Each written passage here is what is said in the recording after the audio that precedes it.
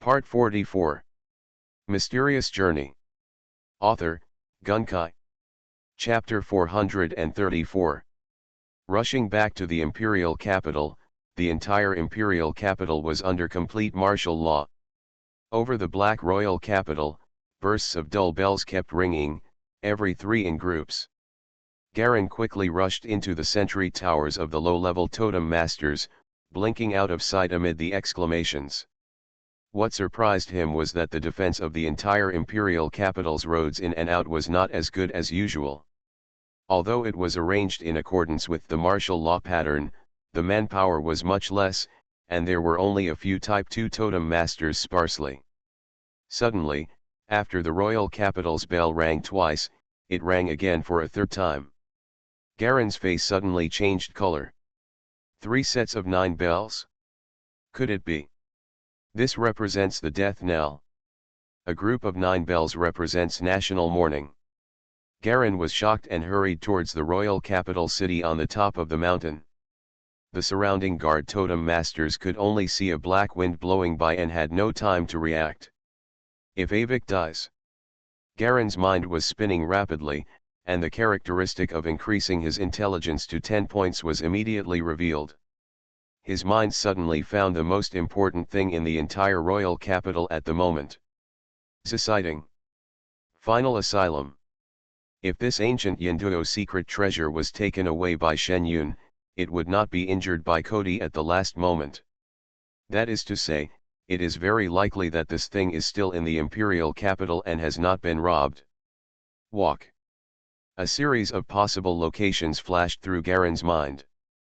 If the imitation of the ultimate secret treasure, the Black Crow Array, is comparable to the magical weapon of a Type 4 totem master in his hands, it can crush the average person of the same level.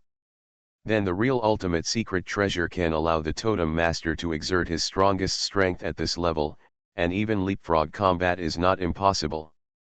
The original secret treasure is a treasure that allows anyone, including ordinary people, to exert fixed power. Initially, the power of the secret treasure is fixed, the difference lies in how much power people can elicit from it. As an ordinary person, Avik became invincible after getting the Cicerting. So what if a totem master gets it? Wouldn't that mean absolute defense and invincibility? Garen's heart was on fire. No matter who it is, once they get the Cicerting, it means they will never die. Even ordinary people can become the top defenders. Reminiscent of the Shinayun clone, holding the Orb of Distortion, actually able to escape from the hands of 3 masters of the same level, and also seriously injured 3 people. You must know that these 3 people are all at the pinnacle level of Type 4, and they have accumulated countless savings. Each of them may be comparable to the level of Eden Ephesus. If it were him, not to mention 3, even 1 Vesca, he might not be able to defeat it. Now that His Majesty is dead, the most likely place for Sisi Ting to appear is the royal palace, the funeral palace, and the royal family. In history, whose hands did this original secret treasure fall into? Garen tried hard to recall, but this part of the content was too blurry, and he couldn't see it clearly. I could only vaguely see it in my mind, a somewhat thin black figure. Suddenly he thought about it, now everyone's eyes must be on the original secret treasure. Although this thing is powerful, it also attracts a lot of attention. What if that old monster shows up? He knows that there is a super strong old monster deep in the palace. That guy is a real strong Type 5 totem. Thinking of this, in front of you is the high black wall of the imperial city, with some guards patrolling and guarding the top of the wall. There was a flash of light at Garen's feet, and he immediately turned from the direction of the funeral palace to the royal palace treasure house. He had been there once when he was leading the storm Black Dove. Now his increasingly powerful memory allowed him to recall the middle route at once. Instead of fighting for the Cicerting, which I may not be able to win, I would rather go to the treasure house and collect as many secret treasures as possible for me. Garen calmed down the greed in his mind and went straight to the palace treasury. After passing through half of the royal capital, Garen was like a black wind among the bustling people, squeezing out all those who stood in his way. The entire imperial capital has fallen into a slight panic. Only a few upright officials came out to appease the masses. Most of the noble officials used their own power to seize resources. The totem masters of some forces even started fighting directly on the streets, accidentally injuring a large number of people. Some neighborhoods were littered with corpses and deserted. Some neighborhoods are full of hooligans and thugs who rob anyone they see. In some neighborhoods, patrol policemen who maintain law and order are actually fighting each other. People who had always had a grudge before were fighting each other, and now there was no one to stop them. Some pretty civilian women had their doors broken into, and cries and begging for mercy could be heard from inside the house. Many stores were smashed to pieces, and some store guards were still in a stalemate with the rioters. Seeing that the entire imperial capital was in chaos, Garin rushed all the way and killed all the thugs who didn't like it.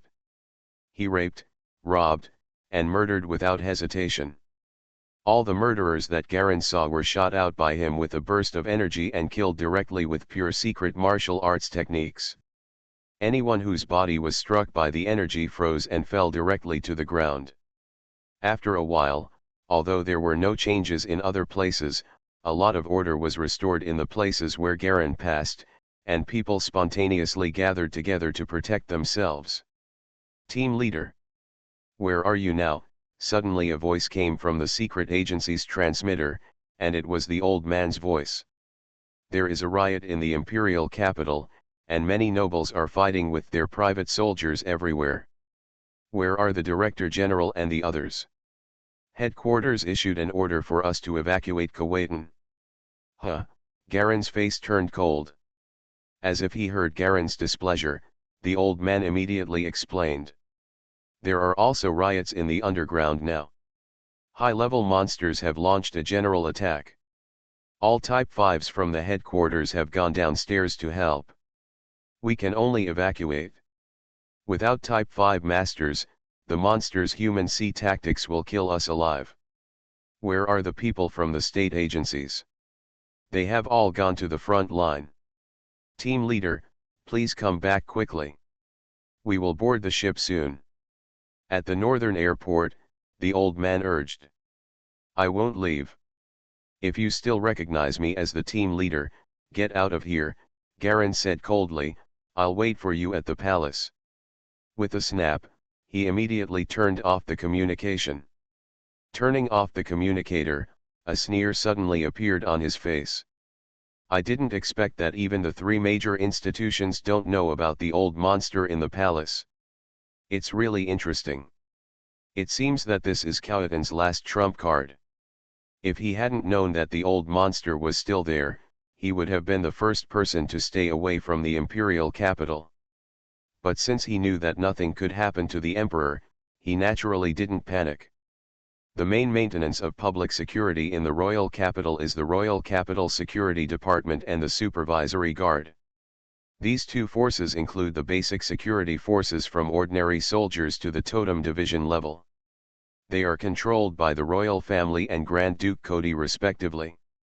Now we only see the police patrols from the Public Security Department in a mess, and the supervisory guards are nowhere to be seen. They have obviously been transferred away to seize resources. Garin's thoughts were racing, and he was rushing towards the treasure house at high speed, while thinking about how to have the greatest say in the upcoming changes. Now that Avik is dead. Despite his debauchery, it was not bad for him. Those who can help him will do so. Garin mentally set the tone. The palace treasure house is located on the east side of the entire city. The entrance is on a high cliff. The black stone gate several meters high faces the cliff. On both sides were everlasting flames that never went out. The two groups were dressed in messy colors, each surrounded by several nobles, blocking the entrance of the treasure house, and they were confronting each other in a tense manner. Masha, Elena. Get out of here. This is the treasure house that I am responsible for defending. Don't blame me for turning against you if you stay here, a middle-aged man in black who was guarding the door of the treasure house said sternly. The two men and women who were surrounded by a large group of people across from them suddenly showed disdain and sneered. "Googard, if you don't get out of the way, don't blame me for not giving face to my cousin. I'm determined to open the treasure house door today," the handsome man who took the lead said loudly. At this moment, a red light suddenly shot from the distant sky, shining directly on the treasure house door. Buzz buzz. Black sealing spell formations suddenly flashed on the door, easily dispelling the red light. As expected of Veska's magic array, a cold voice came from the air. The two groups of people suddenly shuddered, and before they had time to react, they saw a larger red light shooting down, like a red column. Laugh. The red light continued to shine on the door, and the black forbidden halo continued to offset the impact. "Rhines," a confused male voice sounded from below. Suddenly, a man in black robes appeared at the door of the treasure house.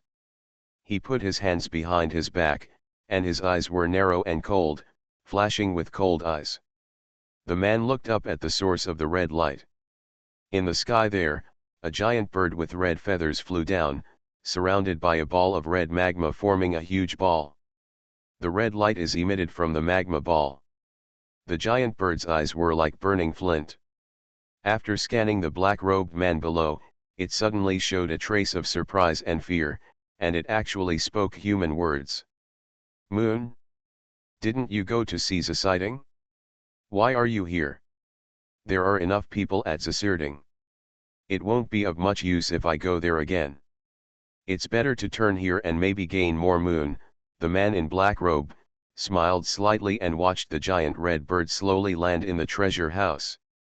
In front of the gate, keep a distance from him. While one person and one bird were talking, the others quietly backed away, fearing that they would attract their attention. "It's a surprise that your math department hasn't completely evacuated yet. Even if the man in black robe, smiled, it still gave people a cold feeling. Isn't it the same with your war guild? Since the disappearance of the night assassin, hasn't half of the entire dark world of Kuwaitan fallen into your hands?" The red giant bird Rhines replied coldly. "It seems that you and I have the same purpose today. Split equally." Even Cher's red bird nodded. The 3-meter-tall body folded its wings and stood upright, walking upright like a human being. Bang! Suddenly, there was a loud noise of people jumping on their backs not far away. A tall, strong man with black hair all over his body and blood-red eyes rushed towards the treasure house. The second type totem ability that blocked him was like scratching an itch on him and had no effect at all. The powerful rank suppression combined with his own terrifying resistance made him feel like he was alone among the crowd. Mysterious Journey. Author, Gunkai. Chapter 435. Roar. The black-haired man roared wildly, and his whole body actually grew a bit bigger. Behind him, several men in yellow were chasing after him. These people have clear goals and go straight to the treasure house. But when they saw a person and a bird standing in front of the treasure house, these people suddenly hesitated and stopped. Gathered around the black-haired man. Soon, some more totem masters with powerful power fluctuations arrived.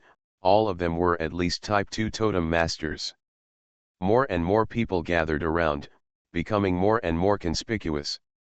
Everyone stared closely at one person and one bird, and they could feel the undisguised powerful fluctuations in both of them. These people gathered together faintly and naturally divided into 3 parts. One piece is the black-haired man and others. Some people vaguely call him the human bear. He is a powerful spiritual totem master. The other piece is a group of women in red clothes. The leader, Air, is a middle-aged woman riding a white bear. She has an ordinary face and a thin figure. She is dressed in red and wears a white round hat with feathers on her head. It's just the fluctuations in her body that people dare not underestimate. She is the top of Type 3. The last piece is 2 bards holding harps. Their bodies are dusty and tattered, with baggage of different sizes hanging on them. However, the eyes of this man and woman are indeed like wild beasts at this time. turning into black vertical pupils. Tumor-like flesh bags unnaturally grew on their bodies. The fluctuations on his body were strong and weak, constantly changing. It was obvious that he was possessed by some totem master and rushed here. You don't know how to live or die, the giant red bird glanced coldly at the audience. This place is taken care of by me and the president of the war union. It has a very unisex sound, no gender known. At the same time, it flapped its wings and struck the ground. Laugh. In front of the treasure house gate, a fiery red scratch suddenly appeared on the ground. Whoever dares to cross this line, don't blame me for cannibalism. The man-bear now sneered. Lord Huoling, there are so many of our peers here, and you want us to give up with just one sentence. Isn't it too overbearing? That's right, the woman in red said in a low voice, although we are no match for the two adults, we can still make some noise. She kept her body on alert at all times. As a totem master who fought on the front line all year round, she knew the horror of the two in front of her. Fire Spirit Reigns is a well-known Type 4 master in the Imperial capital. He is also the guardian of the protective magic array of the Imperial city. He was originally a human, but later had an accident when he merged with the core totem. His body was completely burned, and he became the core totem fire bird. The other Mun is even more incredible. He is the only Type 4 master of the War Guild in Kuwaitan and is one of the three giants of the guild. At this moment, whoever dares to rob the Wang family's treasure house is not a desperado, and will be scared away by a few words.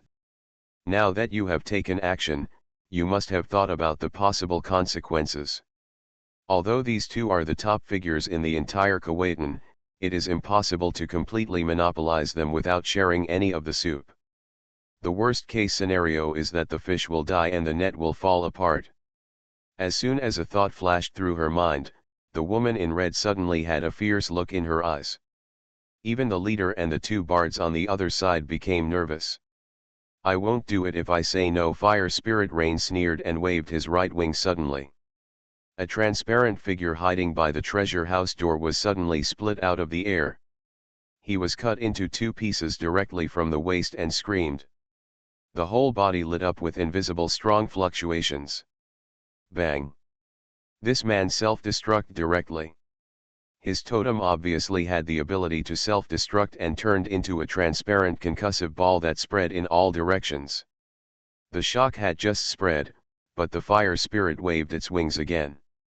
A ball of red light wrapped the entire wave, forming a big ball, suspended in the air. After a while, the red ball dispersed, leaving nothing inside, and it completely returned to calm. It was as if the person just now had never been here before. Who else? Huoling's cold gaze swept over the others. Suddenly, a black wind blew from the distance, and the crowd in the middle was pushed away and fell to both sides. The totem master with the eye totem ability could vaguely see that there seemed to be a person in the black wind, or that the black wind was simply the afterimage of this person moving at high speed. Do you think what I said is falling on deaf ears? Huoling was furious and swung his wings towards the visitor. The red light flew out, and as soon as it came into contact with the opponent, Huoling's expression suddenly changed. Okay. I admit that you have. Get away. A low growl came from the stranger. Directly interrupting the fire spirit, the violent red light collided with the fire spirit's red light, instantly melting it and crashing into the fire spirit. Bang! Huoling was hit hard and flew off the cliff. He flapped his wings in the air and struggled to stabilize himself.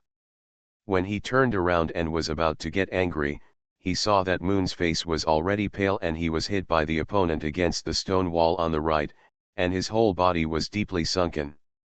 A tall, blond man in black armor appeared in front of the treasure house's door. Veska's magic array. Before he finished speaking, 8 red dragon heads suddenly rushed out from behind him and rushed towards the warehouse door fiercely. Roar! 8 dragon shadows hit the stone door like lightning. Red light and black light intertwine, making a crackling sound like electricity. Boom! A big hole was knocked out of the treasure house door. The man snorted coldly and strode in. Huoling and Muan didn't dare to express their anger at the back. Although they are Type 4 totem masters, they are only Type 4 forcibly piled up by external forces, and they are not stable enough in the early stage. Compared with the terrifying power of people who attack by themselves, it is vastly different. Moreover, the visitor turned out to be the nine-headed demon dragon, the master of the Black Fire Palace, who had recently gained a reputation for being able to stop children from crying. He even dared not say a word. "Can you still get in?" Mun flew to Huoling at some point and asked in a low voice. There is obviously an intention to join forces. Huoling glanced at him, and with just a casual blow, one of the three giants of the War Guild was seriously injured. That person is the Lord of the Black Fire Palace, a terrifying character who will kill people if he disagrees with you. You can go and go. There was a look of struggle in Moon's eyes. But recalling the previous two consecutive attacks, the other party knocked him and the fire spirit away like flies. Finally, the greed in my heart was severely suppressed. I know there is a secondary treasure house, but the guards there are a little troublesome. Why don't we cooperate? He finally gave up on the plan of the Wang family treasure house. Huoling finally nodded unwillingly. One person and one bird flew away directly, leaving the other totem masters watching, looking at each other in shock. Some totem masters who couldn't suppress their greed and wanted to pick up some soup secretly used various concealment abilities to follow up on the treasure trove. The three leading totem masters were hesitant. A look of struggle appeared on Man-Bear's face, after a moment. Walk. He actually turned around and left directly. On the other two sides, the middle-aged woman gritted her teeth, and her skin suddenly turned gray-white, suppressing all her body odor. Even her companions around her were affected by this effect. We're just picking up some things at the door. With this thought in mind, the group quietly got into the big hole. Another group of bards also followed and got into the large cave of the treasure house. Garen walked quickly through the treasure house. Inside the entire treasure house is a dark hall. Dark walls, dark floors, dark metal shelves, everything is pitch black. Only the treasures displayed on the metal shelves on both sides emitted various kinds of luster. Each treasure is equipped with a special two-layer magic array. One layer is to protect it from being used by outsiders, and the other layer is to prevent it from being used by outsiders. Forcibly breaking the first layer of spell array will trigger the second layer to destroy the treasures inside. The front end of the treasure house is full of precious mineral potions, and the middle is full of rare totems, but they are all original totems made of silver. What follows is a complete set of inheritances, cultivating the inheritance of totems. Garen felt extremely itchy when he saw it, but he didn't dare to break open the magic array on the surface of the treasure. In addition to the protective function of the first magic array, it also has the function of fixing the position. So even if you want to take it back and crack it slowly, it's impossible. Forget about the ore potions, Garlean now has super strong recovery and is not afraid of toxins. In addition, the core totem has almost become one with itself. There is no need for the various resources that only low-end totem masters can use. Although cherished totem is powerful, it cannot afford to support it without a strong logistic base. If it is slightly damaged, it will be completely broken, because there is no way to repair it. Garen thought about it and just took some silver potion to repair the totem. This kind of potion mixed with silver was very small and could speed up the recovery of the original totem's injuries. But it can only be used for minor injuries. But even so, they are more precious. Only the great nobles have such resources. Generally speaking, totem masters should just go to the workshop master. This thing can be taken out for personal use or sold for money. Portion size and light. As for the totem inheritance, Garen glanced at it and saw that the strongest inheritance was only at the aura level and was of no use to him. He casually took a set of inheritance of the magic eye of illusion and left. This is the least among all the inheritances. No matter how small the rest are, you have to carry 30 or 40 thick tomes to complete it. Only this, only 5 books, is very omitted. Then comes the deepest part of the treasure house.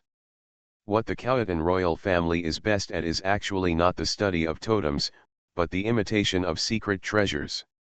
The reason why Garin came in a hurry was because he wanted to get a copy of the secret treasure that was suitable for him.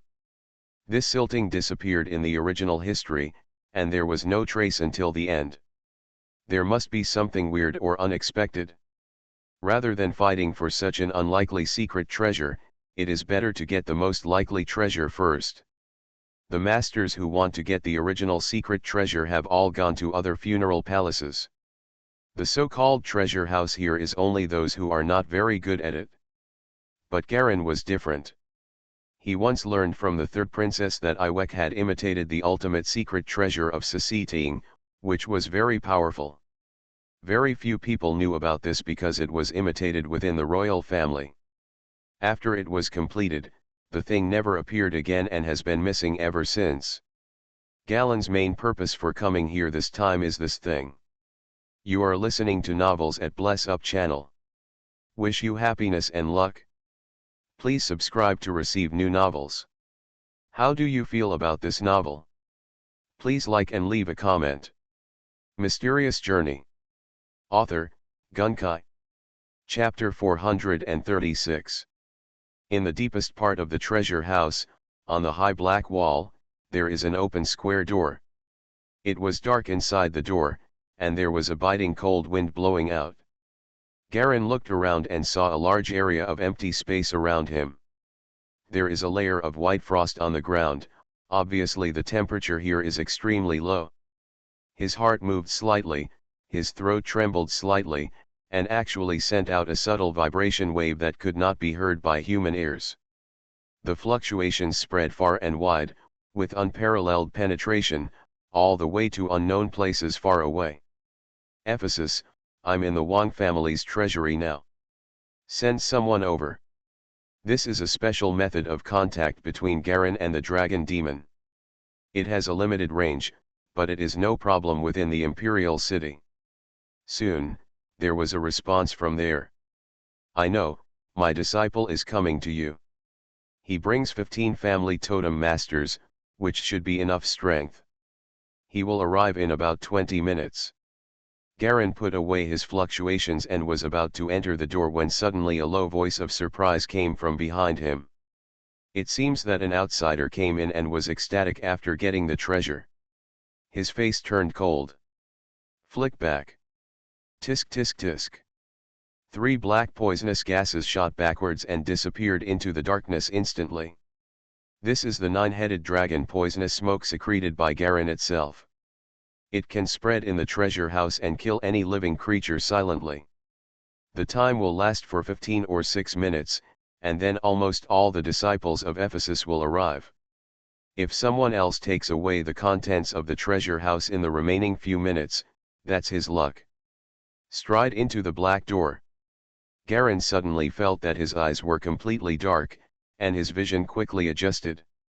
At the foot is a long black stone passage that stretches forward into the seemingly endless darkness. On both sides were bottomless pitch black abyss, and large waves of cold air kept coming from both sides. Garin moved forward slowly, always paying attention to the surroundings.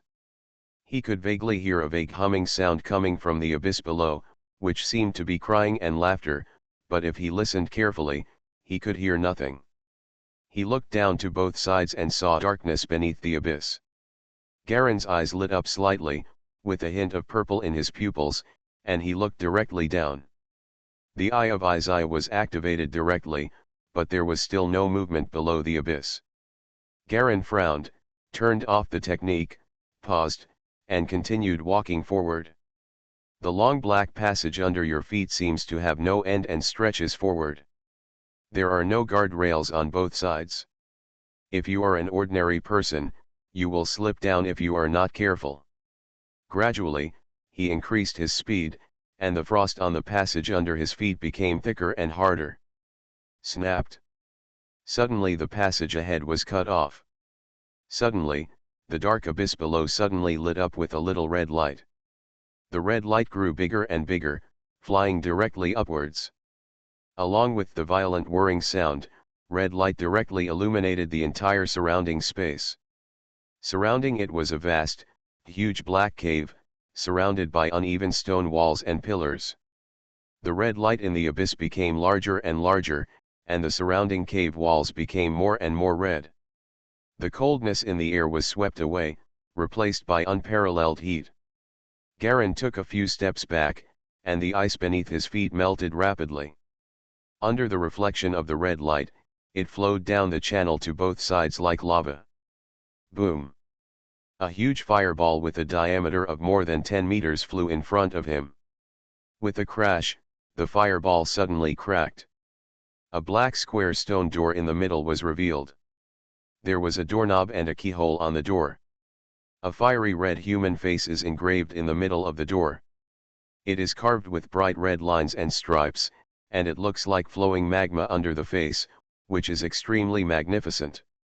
The intense high temperature accompanied by flames and sparks spread into the surrounding air. After the ice water in the passage melted, it actually began to steam. Is this the entrance to the real inner treasury? Garin narrowed his eyes slightly. Walking forward, staring at the blazing heat, he reached out and touched the stone door handle in the middle of the fireball. Please answer to activate the secret word. A cold female voice suddenly sounded around. It seems as if there is no emotion at all, just like a computer machine on Earth. Garin hesitated. I am the master of the Black Fire Palace of the Empire. The central totem system should have recording authority, right? He asked uncertainly. Permission query is asking if you are not eligible to enter. Please leave immediately. The female voice came up with the result in an instant. Garin's expression changed slightly. Suddenly, he reached out and grabbed the doorknob and twisted it hard. Intruder! Intruder! The female voice suddenly became sharp. Click! It sounded like glass breaking. Countless black cracks were like spider webs, spreading towards Garin from all directions. They cracked along the void, as if space were a fragile layer of glass. Bang! Garin's right palm instantly hit the stone door. The palm collided fiercely with the stone door, and the entire cave suddenly shook violently. Garin took advantage of his strength and quickly slid back, retreating a long distance with a hiss. Just barely avoiding the attack of spreading black cracks. At this time, the huge fireball I Ching began to sink. Garin rushed over in a few steps and felt that the temperature around him suddenly increased. Compared with the scorching heat at the beginning, the current temperature could almost bake a person. And the temperature is actually still rising. But these are meaningless to his 10-point physique. His current physique can completely withstand hundreds of degrees of heat without being injured, not to mention the light of the totem. As soon as they approached the fireball stone gate, several more black cracks spread from both sides. This crack gave him a strong sense of crisis. Garin's eyes flashed with a stern look, and he clapped his hands instantly. Countless chi and blood in the body flowed out instantly along complicated and mysterious lines. Vientiantian Luo. He roared low, rubbed the air with his palms to bring out blazing flames, and pressed them together in the middle. Bang! A dull shock wave spread invisibly around, shaking the surrounding black cracks. Taking advantage of this moment, Garin shot out with electricity and punched the stone door. There was still no movement at Shimon. A dragon shadow flashed across Garin's face, and he opened his mouth and suddenly let out a low roar like a giant dragon. Countless white water vapor, like white clouds, gathered crazily at the center of his right palm, forming a white cloud ball. For a moment, the insights from the battle with Ephesus suddenly came to my mind.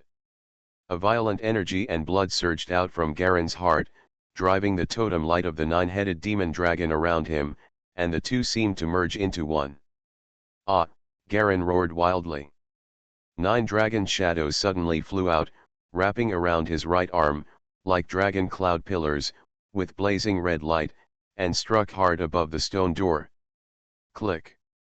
A crack opened directly on the surface of the stone door, and then, in an instant, more and more cracks spread across the entire stone door in an instant. Wow! The stone gate collapsed directly. Garen flew into the door. Countless spider web-like spatial cracks passed over his back. He scoffed and opened a bloody gash on his back. He stood at the door, calm, feeling that his bowels were beating extremely hard. This move was inspired by Ephesus, and he integrated many of the secret martial arts fighting skills he had mastered into one, and used it together with the light of the 9-headed demon dragon totem. It can be said that it is a move from the master of the world of secret martial arts. There are countless secret weapon explosion routes involved, all of which enhance explosive power and speed. Let's call this move Tianlong Zone Hung. Garen opened his mouth and spat out, and a black energy shot out like an arrow. After creating Tianlong Zone Hung, Garen felt empty in his heart, as if all the accumulated inspiration suddenly poured out. He stood there until his heart completely calmed down and stopped beating violently, then he slowly opened his eyes. If the Wangxiang fighting skills were all the essence of his own martial arts when he was immortal, so this newly created move is the key to him truly integrating the totem into himself. The power of 9-headed dragon heart was finally fully unleashed in this move. Coupled with the auxiliary power of the troll's grip, it is unknown how terrifying the strength can be when used with the right hand. Gathering his thoughts, Garen took stock of the environment inside the surrounding door.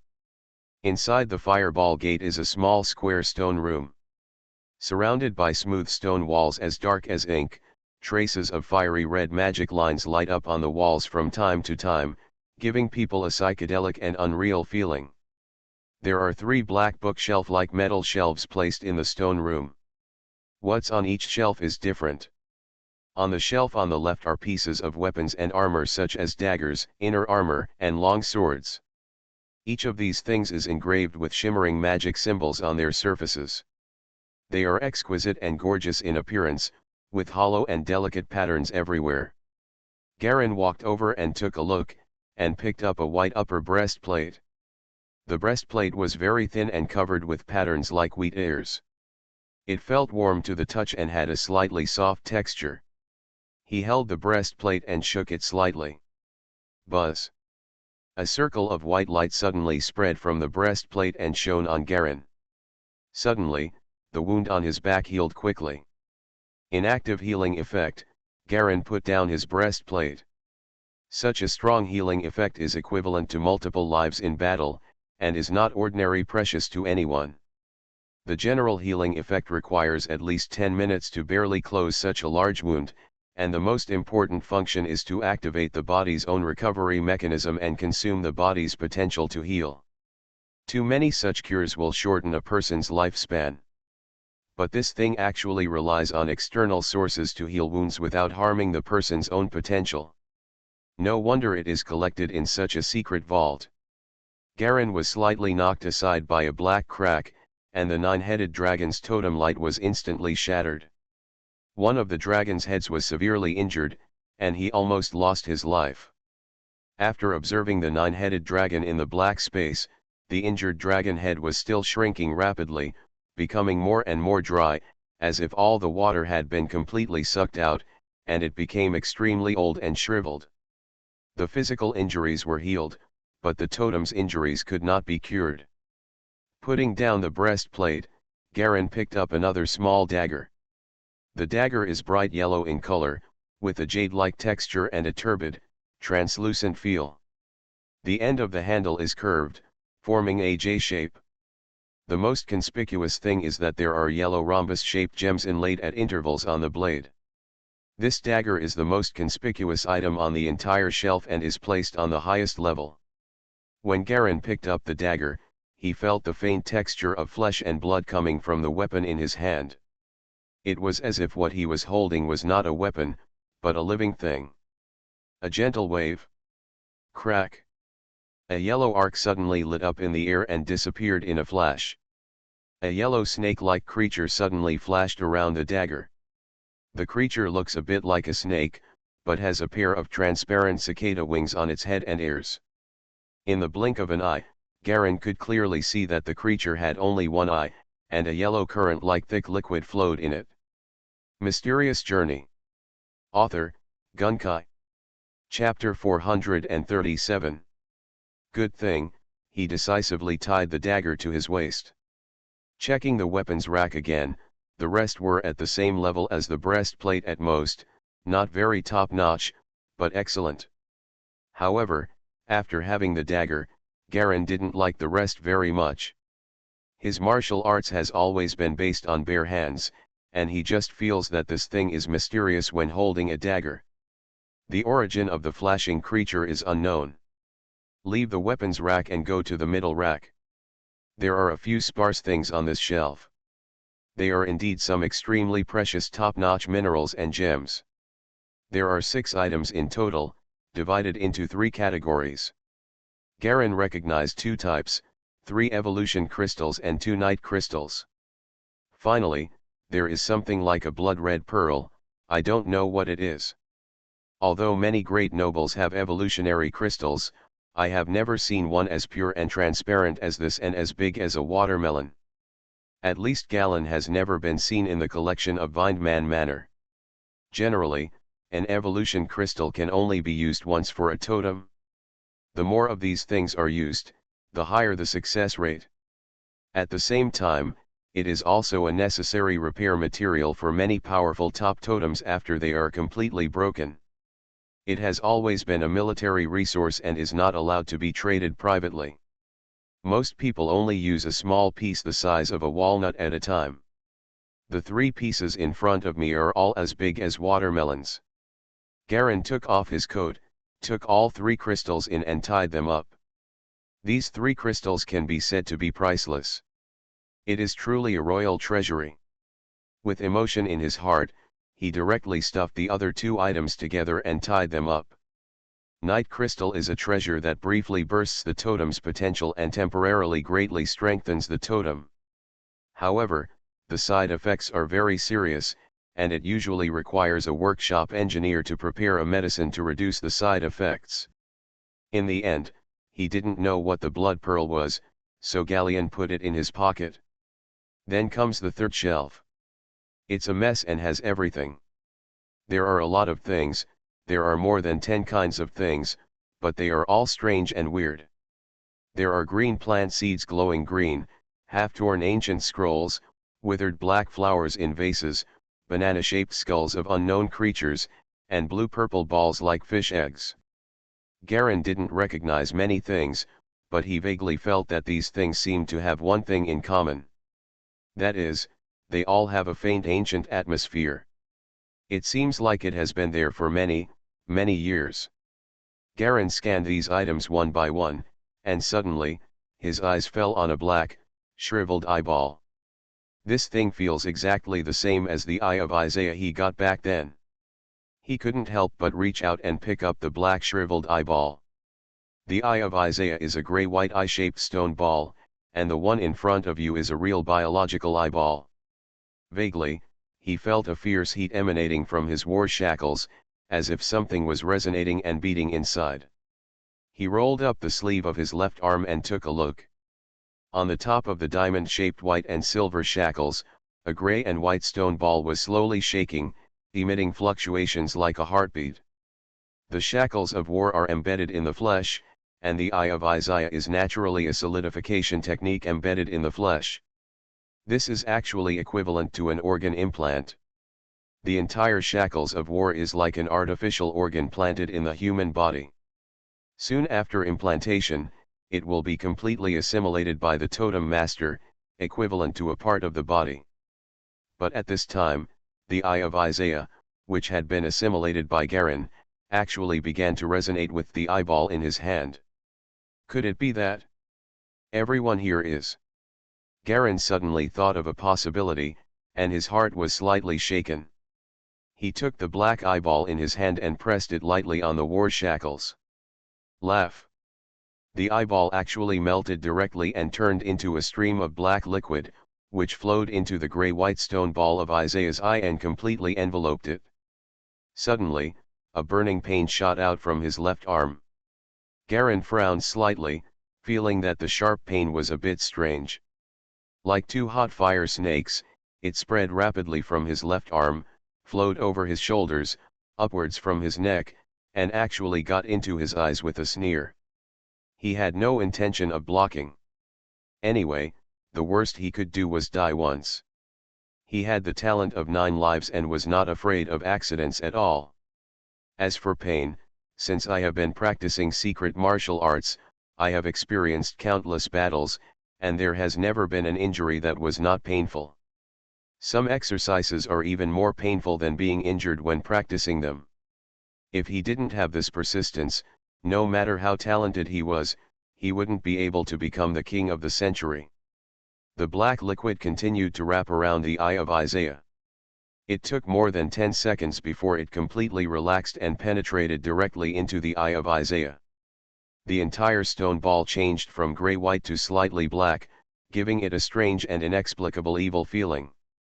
Garin looked directly at his attribute bar. The eye of Isaiah in the shackles of war above had indeed changed.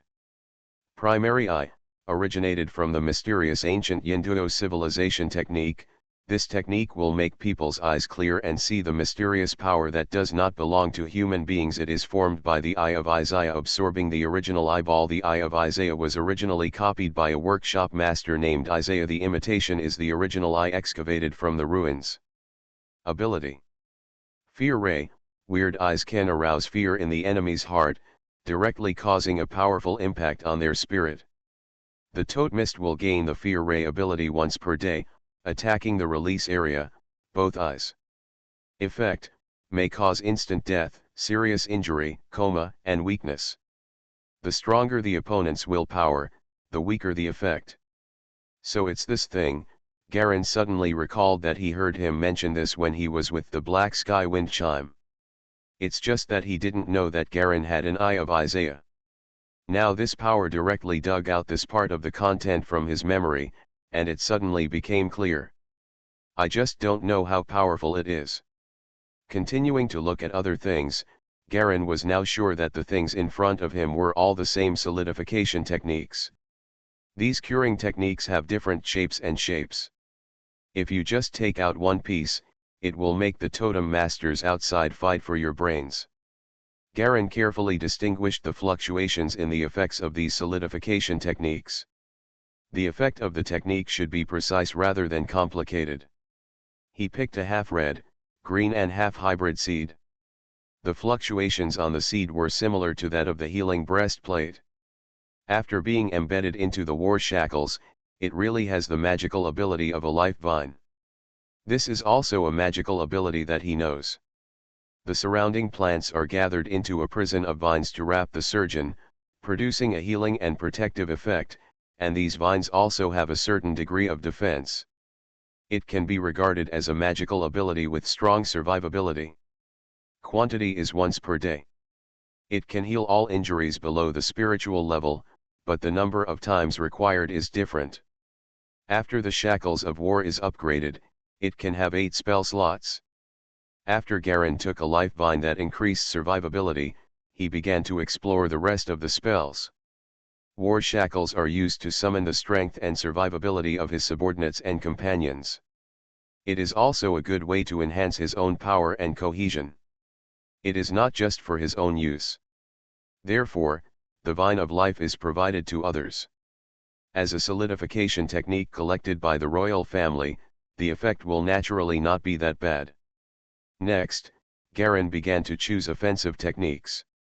He believes that the best defense is to kill the opponent, so attack is the most critical. The solidification technique gathers energy on its own and has an effect once a day. It can be used to create mixed effects. Garin carefully felt the fluctuations between these techniques. After careful consideration, it seems that his 10,000 Waters and Blue King Kung Fu is not the only one among the 5 masters. One secret shared by these 5 type masters is that they all have their own set of secret weapons. If he hadn't gotten the secret from Ephesus, Garen wouldn't have known about this situation. They used secret weapons to transform the totem into their bodies, and the two merged into one, achieving an extremely terrifying evolutionary effect. The totem masters at the bottom think that they don't release the totem because they are stronger than the totem. In fact, they simply assimilate the totem directly. There are no totems left to release. Although Ephesus understands this, he has an extremely deep friendship with his totem and has never been willing to take such a path. It's better that he entered Type 5 already. The curing techniques on the shelf include thermal fluctuations, cold fluctuations, physical property fluctuations and other unknown complex fluctuations. Garen sensed it and finally decided to fill all the remaining 6 spell slots with a fluctuating spell. He did not choose different combinations, and he was not aware of these things. So I simply chose 6 wilted black flowers with fluctuating coldness. There are 8 of these black flowers, which seem to have withered for a long time. The vase holding the flowers is actually filled with dark ice cubes. The fluctuations emitted by each flower are only slightly weaker than those that are rare in number, but not much. Garen pressed the 6 flowers into the war shackles one by one. Gradually, new changes appeared in the attribute column, and a new spell effect slowly emerged. Black wilted flower, unnamed origin unknown.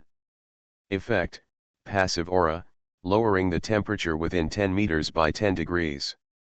Slow down the enemy's movement and behavior speed to a certain extent. It's actually a precious, non-consumable passive aura. Garen was slightly surprised. This technique does not require continued energy and can be activated anytime and anywhere. For ordinary low-end totem masters, it is really great to get the aura effect in advance. They can understand the essence of this effect in advance and increase the chance of the totem evolving into aura, but for Galen, it is a bit useless. He has not seen many high-end totem masters who have become spiritual lights. All top masters condense and shrink their power and never waste it at will. Aura is only used when a large-scale effect is needed. This black flower actually only lowered the temperature by 10 degrees. Garen pressed the black flower into the war shackles and saw 6 black flowers, which when superimposed, lowered the temperature by 60 degrees. The surrounding area is 60 meters. The impact on enemies remains the same, there is no specific intuitive value. It's still somewhat effective. It is very scary for ordinary people, but for totem masters, the effect is not very good. After all, it is cost-free, which is much better than spells that are powerful but consume equally huge amounts of money. It is also more valuable than those curing techniques that have a limit on the number of times per day. At least this is the case for Garen himself. The solidification technique only plays a supporting role, and you really rely on yourself. Mysterious Journey. Author, Gunkai. Chapter 438. Black wilted flowers, evolutionary crystals, and other ores, mysterious daggers, and the inheritance of the fantasy magic eye. Garen thought for a while, and tried his best to put the recovery breastplate that solidified the spell into his clothes and put it directly on his body. It was a little too small, but after adjusting his body shape, it was just right. He stuffed most of the items in the 3 shelves at once, and the pockets of his clothes were bulging and almost full. Garen then retreated towards the door with satisfaction. Outside the gate, the dense black cracks had disappeared, and the darkness was empty, with no movement at all. Garen's eyes narrowed slightly, he held the clothes package in one hand and stepped on the threshold with one foot. Bang! Suddenly he took a lunge and rushed out of the threshold. His body was like a lightning bolt, and he suddenly rushed out of the room. Click! Large black cracks suddenly appeared around him, and madness spread towards him. I don't know what this thing is, but it seems to ignore defense. Garen's totem light is like tofu in front of it, vulnerable. Without any time to think, Garen rushed out of the black passage with a large black crack chasing after him, and flew back to the original treasure hall with a scoff. With a bang, he rolled in the air, and a black light array lit up at Garen's feet, floating lightly on the floor of the treasure house hall. His back was already covered with dense wounds and cracks. Many of the wounds were deep enough to show bone, and the flesh and blood were blurred. Sweat dripped down Garen's temples. What a terrifying defense facility. He looked at the 9-headed dragon totem in the black space, and found that 2 consecutive dragon heads were completely withered, apparently completely killed by this black crack. The 2 dragon heads equaled 40 points of potential. Garen endured the heartache as he watched the 40 points of potential being deducted, and the 9-headed dragon was replenished back to its 9-life state. But in the attribute column, there are only more than 70 potential points left in the column. This has been a loss and no profit. I don't know when my will be able to enter the 2nd level. Snapped. Suddenly there was a crisp sound between Garen's fingers. The black light array ring issued by the secret agency was finally completely broken. It is estimated that it was touched by a black crack just now. This secret treasure, which is just an ordinary prop, has been used for so long and gone through so many battles, and finally completely shattered. This actually shows its extremely tenacious high quality. To be able to support it until now, one has to admire the technology of the 3 major agencies for being strong enough. Garen frowned. This kind of power-borrowing prop is not very precious, but it is not something that ordinary people can get. We have to find a suitable flying tool. He is used to the method of action that can be used to borrow power everywhere. Garen is really not used to the sudden lack of power. The light array ring. After carrying the things and walking out, there were some corpses lying scattered in the treasure house. Each of them had a purple face, clutching their own throats, and looked like they were dead. These are totem masters who are too greedy and come in looking for good things, and there are even some ordinary fighting masters. The poisonous smoke that Garen had previously released had completely dissipated, and he could already hear faint human voices coming from the first half of the treasure house. It's the royal family's treasure house. It's a restricted area for our royal family. Dill, what do you mean by that? Came a female voice with suppressed anger. Whatever you think it means, a deep male voice replied calmly. I don't know about the Wang family treasure house. I just followed the teacher's instructions and came here. I don't know anything else. You are committing blatant robbery. Aren't you afraid of His Highness' investigation? Came another sinister male voice. The other side seemed too lazy to reply and simply fell silent. Garen walked out carrying something heavy. There were 2 groups of people confronting each other in the first half of the treasure house. One group was obviously the men in grey under the eldest princess, and the other group was one of the disciples of Ephesus, a 19-year-old boy named Yuji. There are 7 or 8 people behind Yuji, all of them have fierce auras, and they are obviously not good people. As soon as she saw Garen coming out, Yuji immediately took a step forward. Teacher Garen, he changed his arrogance and said respectfully with lowered eyebrows. Are you here? Garen nodded, ignoring the grey-clothed female leader whose eyes were about to spit fire. Now is a moment of national crisis. For the sake of the safety of the royal family's treasure house, I took the initiative to put away some of the secret treasures to prevent some villains from coming in and taking advantage of them. This is also for the sake of the overall interests of the royal family. Do you have any objections? He looked calmly at the female figure in grey. Yuji and others on the side had a fierce look in their eyes, and the light of the totems on their bodies faintly fluctuated. It was obvious that he planned to silence him completely. The female man in grey shuddered and forced a smile. No, no, Your Excellency, the Lord of the Black Fire Palace, has arrived. Since the Palace Lord is here, it is naturally not our turn to make the decision without permission. Let's leave first. Garen watched a group of men in grey hurriedly retreating out, but he had no intention of taking action. There was no way he could hide the news that he had entered the treasure house. Anyway, everyone was at odds with each other now. Once Avik died, there was no need to hide anything else. After these people were completely evacuated, Garen looked at Yuji. Ask your people to bring as much stuff out of the treasure house as possible. I want half of everything, do you understand? Understood, Yuji nodded sensibly. Pay attention to the degree Garen nodded. Disciple understands. Yuji showed a smile that everyone understood. By the way, Mr. Garen, the two Grand Dukes have returned and are now convening all the middle-level nobles and above in the palace meeting hall. Now that the three major agencies have withdrawn and abandoned Khautan, we cannot sit still and wait for death. The two Grand Dukes are probably planning to do so. Let's gather everyone's strength. They also invited the teacher and you. The palace meeting hall, Garen nodded. What time? It's starting now. The teacher has passed. I know. Garen pondered for a moment. He also planned to visit his cousins first. Although he had already told them to go to Bai Ian's grandfather if they had any trouble. He believed Bai Lan would take good care of them, but it would be safer to go and see them later. Then the family members have to be summoned. Garen directly handed over the big baggage in his hand to Yuji. Take these things back to your teacher for safekeeping.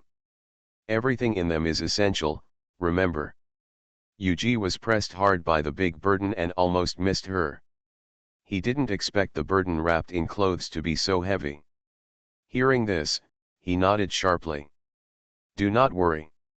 Even if he dared to covet the teacher's things in the entire imperial capital, he would not dare to touch the things of the Black Fire Palace.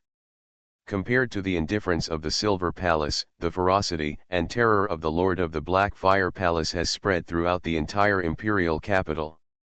In such chaotic times, such a vicious name obviously works best.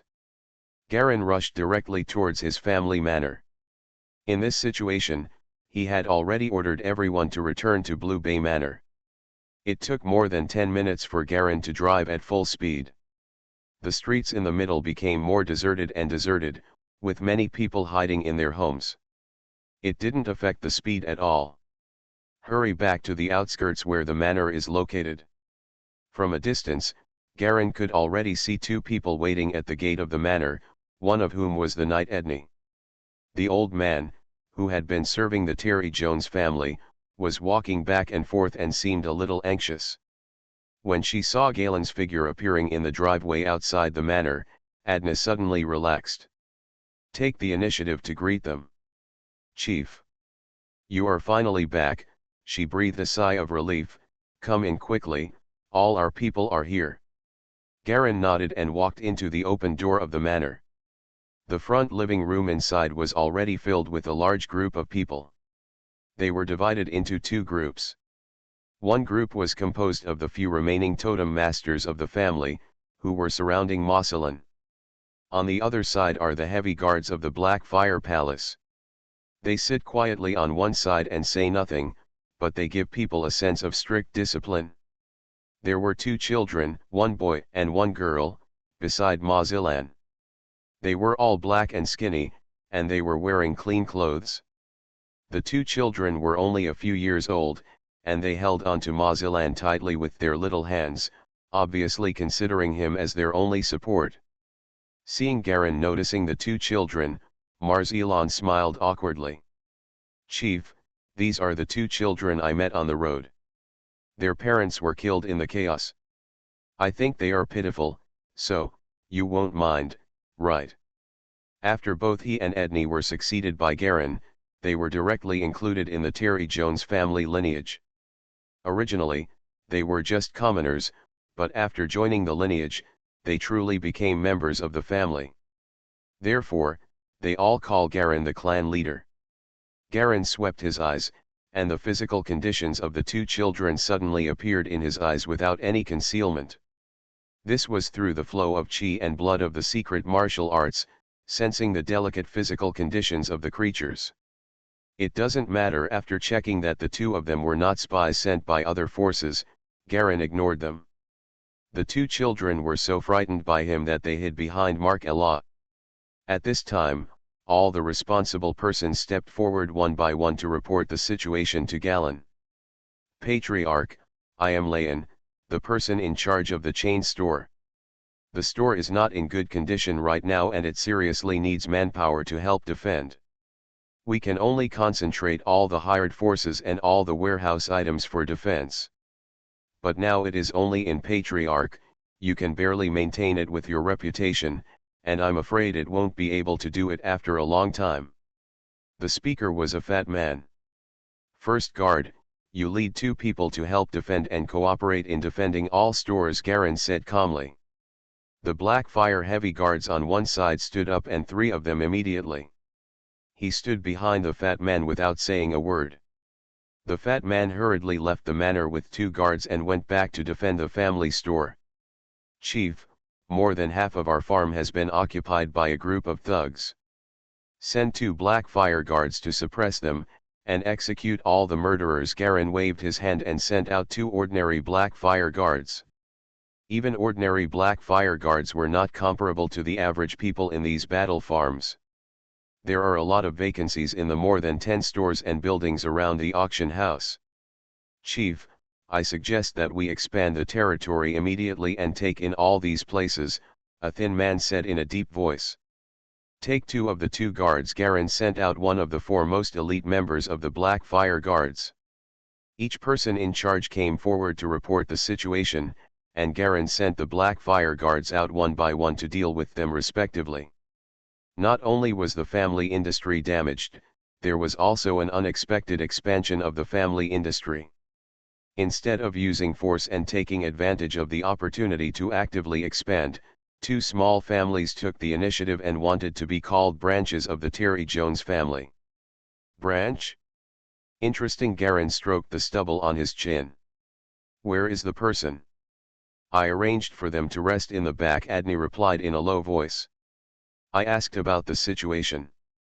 Their families were unable to protect themselves in the chaos. After hearing about your reputation, Patriarch, they wanted to rely on you as their last hope. Calling it a family branch means that all family properties will be merged into the main branch. Are they actually willing? Garen asked with interest. I was forced to have no choice, Edney explained. Both the patriarchs of the 2 families are not territorial nobles. One is a viscount and the other is a baron. The specific situation is. She was interrupted by Galen's wave before she started. Needless to say, I'm not interested in knowing their affairs. You can just take some people to deal with their affairs. Their industries will come in, so what do we need to bear? Garen asked directly. The key point, there is no danger of coercion.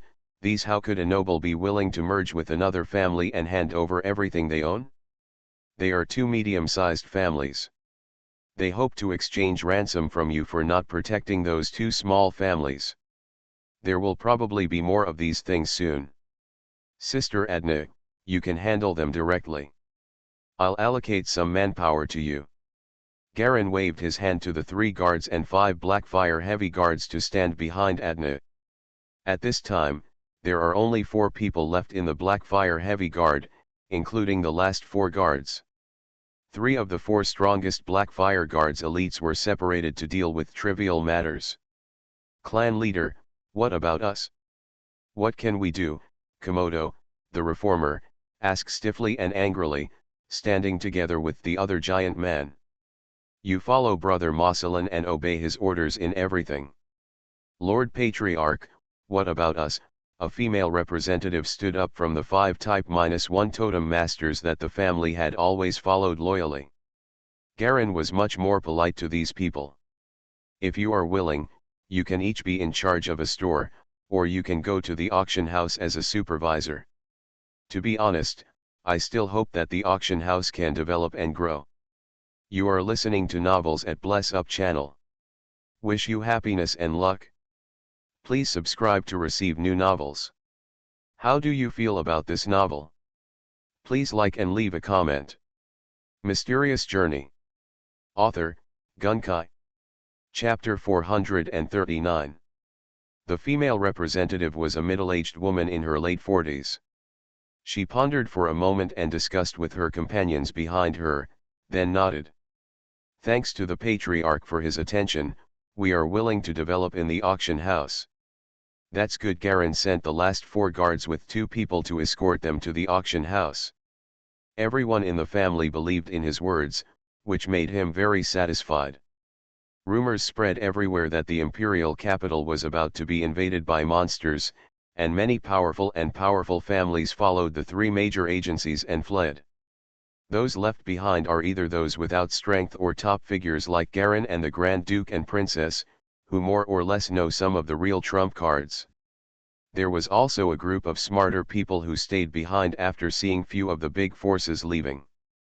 This also caused the entire imperial capital to be mostly empty.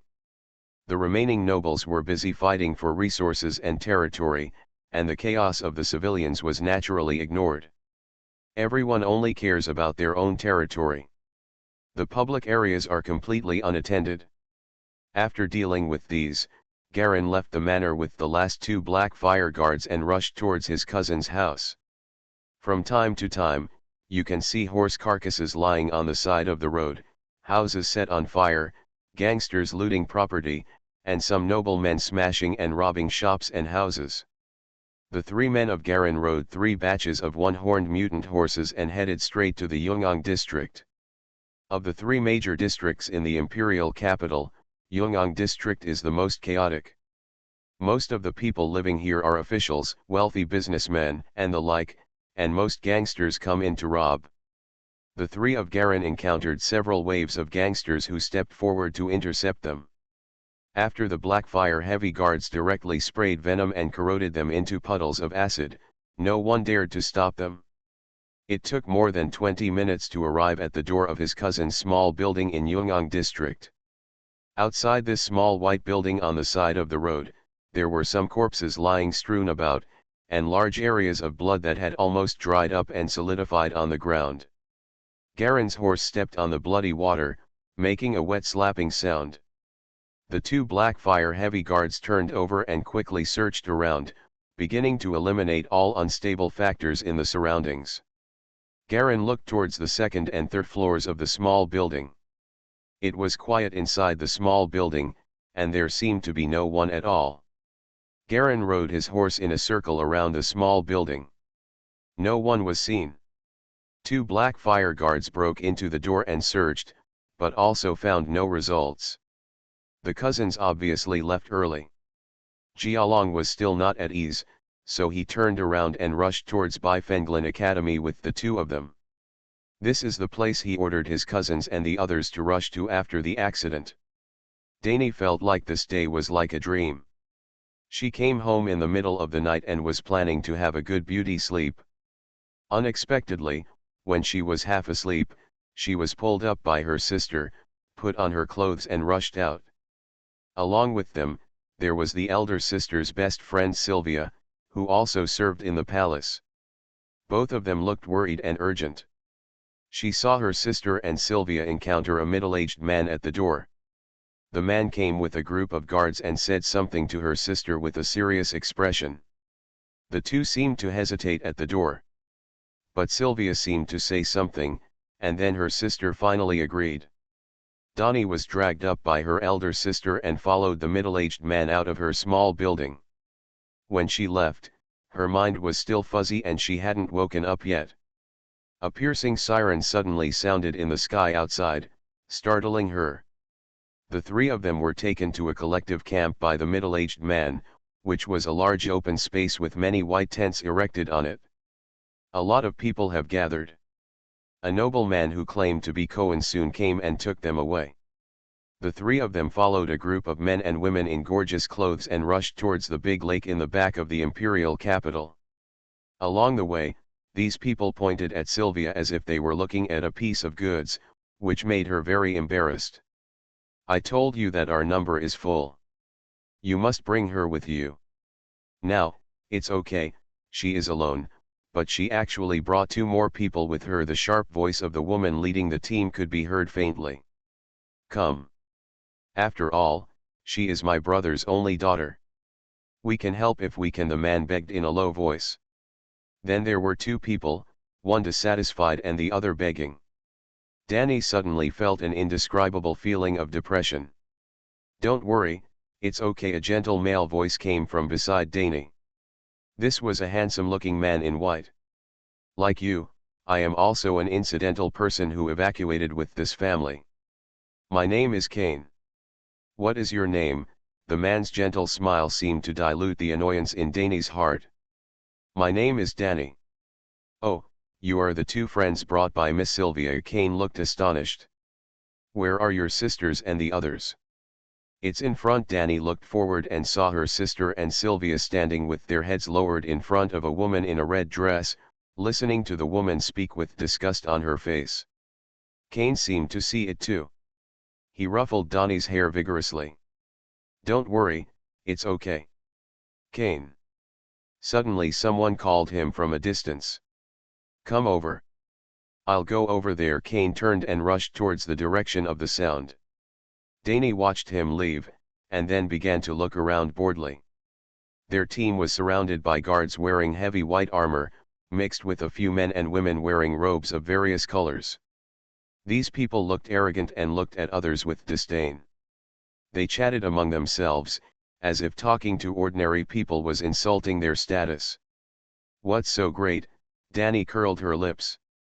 Suddenly, a voice that she might never forget appeared.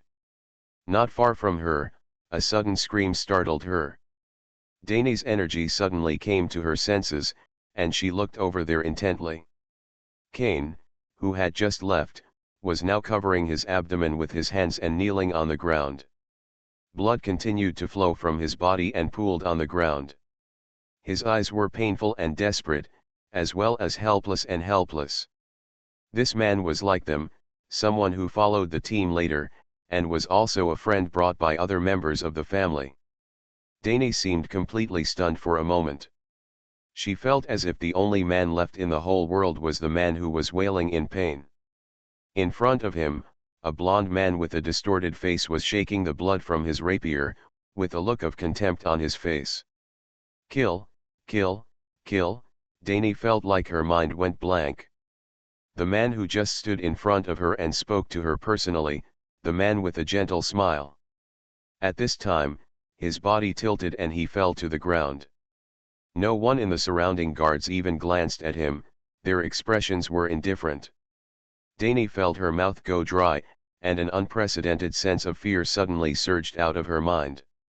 The person who was standing in front of her alive just now was lying on the ground and quickly turned into a cold corpse. This was her first time seeing someone kill. Seeing a dead person for the first time, a dead person dying in front of her. Danny's mind went blank. She didn't know when her sister came to her, nor when she was held in Sister Sylvia's arms. She just kept replaying Kane's helpless eyes before his death in her mind. That look seemed to be looking at her. It's okay, my sister's voice kept coming to my ears. How to deal with these drags? It's too late, let them enter cabin 3. But that one is pretending to be an animal. There is no room for them. If you want to leave, leave. If you don't leave, get out, a sharp woman's voice came to my ears. Danny felt cold all over. She saw Kane's fate.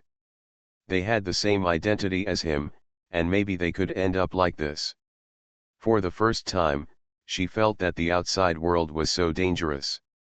She has always lived within the circle where her sister can tolerate her, but this is the first time she has seen the cruelty of the real world outside.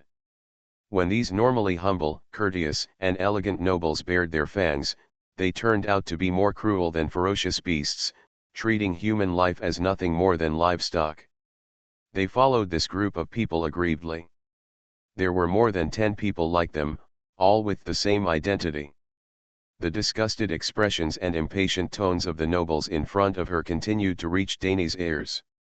For the first time, she discovered that the world she lived in before was so childish and ignorant.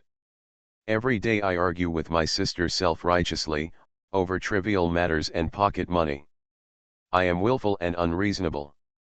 I steal things and sell them.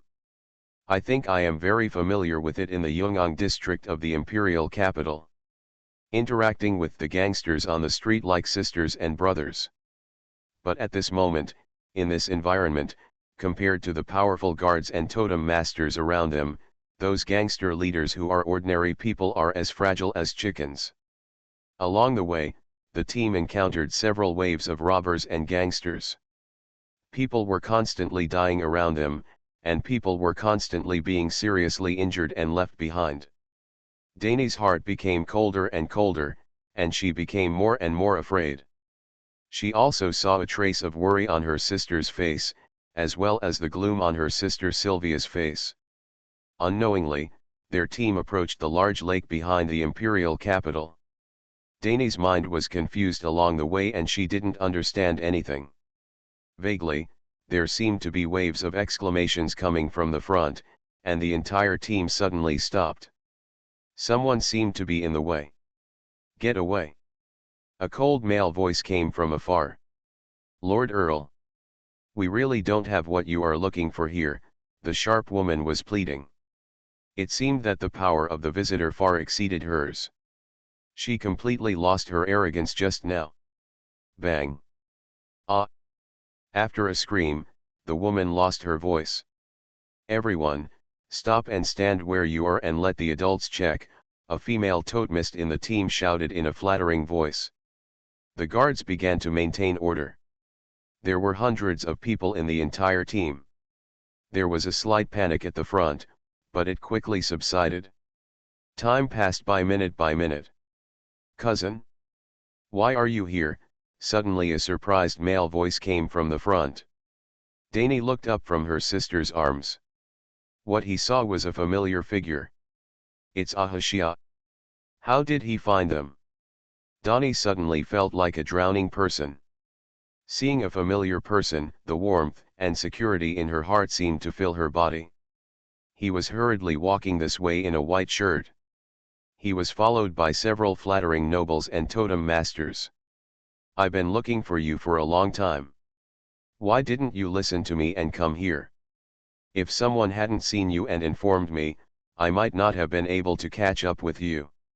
"What happened to Dani?" She was frightened, the sister's voice whispered back. "Come here." Ahasha turned around and yelled impatiently. Soon a figure covered in black armor came forward and lowered his head without saying a word. "Hold her and let's go directly to the royal hospital." "Forget it, I'll do it myself." In a daze, Dani felt as if she was being hugged by a broad chest, and an unprecedented sense of security slowly flowed out of her heart. It turns out that Shia actually has such a side. Dani had never seen this side before, as if the companion she had known since childhood suddenly became an unknown person. It becomes dazzling, and vaguely overlaps with a certain fantasy in one's mind. She pressed her face tightly against the other person's chest, and soon fell asleep. Mysterious Journey. Author, Gunkai. Chapter 440. Garen went to Bifenglin Academy and didn't find his cousins, so he knew something was wrong. It is very likely that they are following the fleeing team and planning to leave the imperial capital. He had never wanted to interfere too much with his cousin's life, he just wanted them to live quietly. Try to keep yourself out of their sight as much as possible, and don't let others around you easily discover your relationship with him. After all, as the Lord of the Black Fire Palace, he had a bad reputation, so it would not be a good thing to be associated with him. Although the forces with true intentions cannot hide it, it is better than completely making it public. But I didn't expect that the result of this was that my cousin misunderstood her own strength, so she didn't listen to her own opinions and went to Bifenglin Academy, which didn't look good but actually had a rich background. Instead, she was persuaded by Sylvia to evacuate with her distant relatives. When Garen realized this, he immediately rushed to the evacuation point. The big lake behind the secret mechanism set up a checkpoint directly at the only entrance and exit. Everyone who wants to enter must pass his inspection. After blocking several groups of people, I successfully stopped my cousin and the others. After some persuasion, Hathaway and Dani left the team. That group of teams was killed by Garen casually and left in despair. Carrying little Dani in his arms, Garen rushed directly to the royal hospital of the imperial capital. Most of the doctors chose to leave with the nobles. Only a few old doctors did not leave. It must be that they are older and can see some things more clearly. In the pure white ward, an old doctor in a white robe took the thermometer out of little Donnie's mouth, and then rolled her eyelids and mouth. He asked Hathaway, who was waiting anxiously, for some details. It should be that he was frightened, and his heart was overloaded for a short period of time. He will be fine after a night's rest, the old doctor finally concluded. Excuse me, Dr. Hurley. Hathaway thanked him quickly. Garen also thanked him. Hurley nodded lightly. I have other patients, so I'll leave first. Let me ask, how many patients are there in the imperial capital now? Garen suddenly asked. Hurley glanced at Garen. He knew the master of the Black Fire Palace. Not only did he know him, but he was also very familiar with him. Because the royal hospital has dealt with too many people who were executed or executed by him. For this person, despite his high position and authority, Hurley didn't like him. Why should I answer you? He stabbed stiffly. Garen was slightly stunned. Seeing the old man running over in a hurry, he thought that his reputation had frightened him, but he didn't expect that he was still a tough old man. A young green-haired nobleman on the side suddenly became furious. Looking for death. How dare you speak to the palace master like this? Clang. The man drew his sword from his waist and stepped forward, ready to take action. Garen raised his hand to stop him. He looked carefully at the cold old man in front of him. Interesting. It's rare for someone to know my identity and not be afraid of me. I'm going to die anyway, so why should I be afraid of you? The old man replied stiffly. Enough people have died in the imperial capital. One more person is not more than me, and one person less than me is not a lot. He glanced at Hathaway. Okay, since it's not a serious injury, I'll leave first. There are still many patients over there that I have to deal with. Excuse me, Dr. Hathaway quickly thanked him again. Watch the old man leave directly. It was rare for Garen not to get angry. It was rare to meet an ordinary person who had no power but was not afraid of death. By the way, cousin, where is your colleague? He suddenly realized that he didn't see the woman. She didn't follow. Hathaway shook her head. Indeed, no matter how much her family went too far, they still planned to take them away together. Without knowing Garen's identity, they were indeed willing to give the three of them a chance in life. But once Garen arrived and killed several people with his bare hands, the relationship immediately changed. No matter what, it was impossible for Sylvia to leave with them on the spot. After all, she is still a member of the family. There are relatives she cares about, and there are also relatives who care about her. Next, cousin, you'd better go to Bifenglin. I've already made arrangements there, Garen said with a frown. Bilan and Andalumalin are both over there. They are all familiar people to you. Don't worry about not seeing your acquaintances when you pass by. Hathaway was like a child who had done something wrong, lowering her head and not daring to look into Galen's eyes. She felt as if the situation was reversed. In the past, she was scolding Garen from this perspective, but now it was the other way around. Garen was already half a head taller than her without realizing it. I originally wanted to muster up the courage to retort, but when I thought of the embarrassing identities of the two of them, I suddenly lost my courage. Okay, Garen gently hugged Hathaway into his arms, patting her back. It's okay. If anything happens, I'm here. I will take care of you. The cousin's limp body was a little stiff, and she leaned into Garen's arms, feeling that their chests were close together. A strong sense of security surged into my heart unconsciously. I'm sorry I shouldn't have listened to you. Hathaway bit her lip and whispered. You took care of me before, now it's time for me to take care of you. Garen let go of her. Although he didn't have as deep feelings for this cousin as Ahashia had before, he could still feel that she was sincerely good to him. If others treat him sincerely, he will not treat them falsely. Okay, after Dani has rested, I will send you to Bifenglin Academy, Garen said in a low voice. Suddenly the ward door was knocked open. Bang! A young man in white slim-fitting clothes hurried through the door. Garen, is Dani okay? Bilan, Garen recognized the person immediately. I searched everywhere in the city. I just couldn't find Sister Sophie and the others. I didn't expect you to be so powerful and domineering that you directly blocked the evacuation point and refused to let anyone go if you couldn't find anyone. It's really amazing. Bilan took a look. When Hathaway and others were there, they immediately breathed a sigh of relief and gave Galen a thumbs up.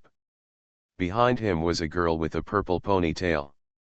The girl has a delicate appearance and a tall figure. Like Bilan, she wears slim-fitting white clothes. Marlene. Are you here too? Hathaway also recognized the person. Sister Sophie, where have you gone? Bilan and I sent people everywhere but we can't find you, Marlene complained as soon as she entered the door.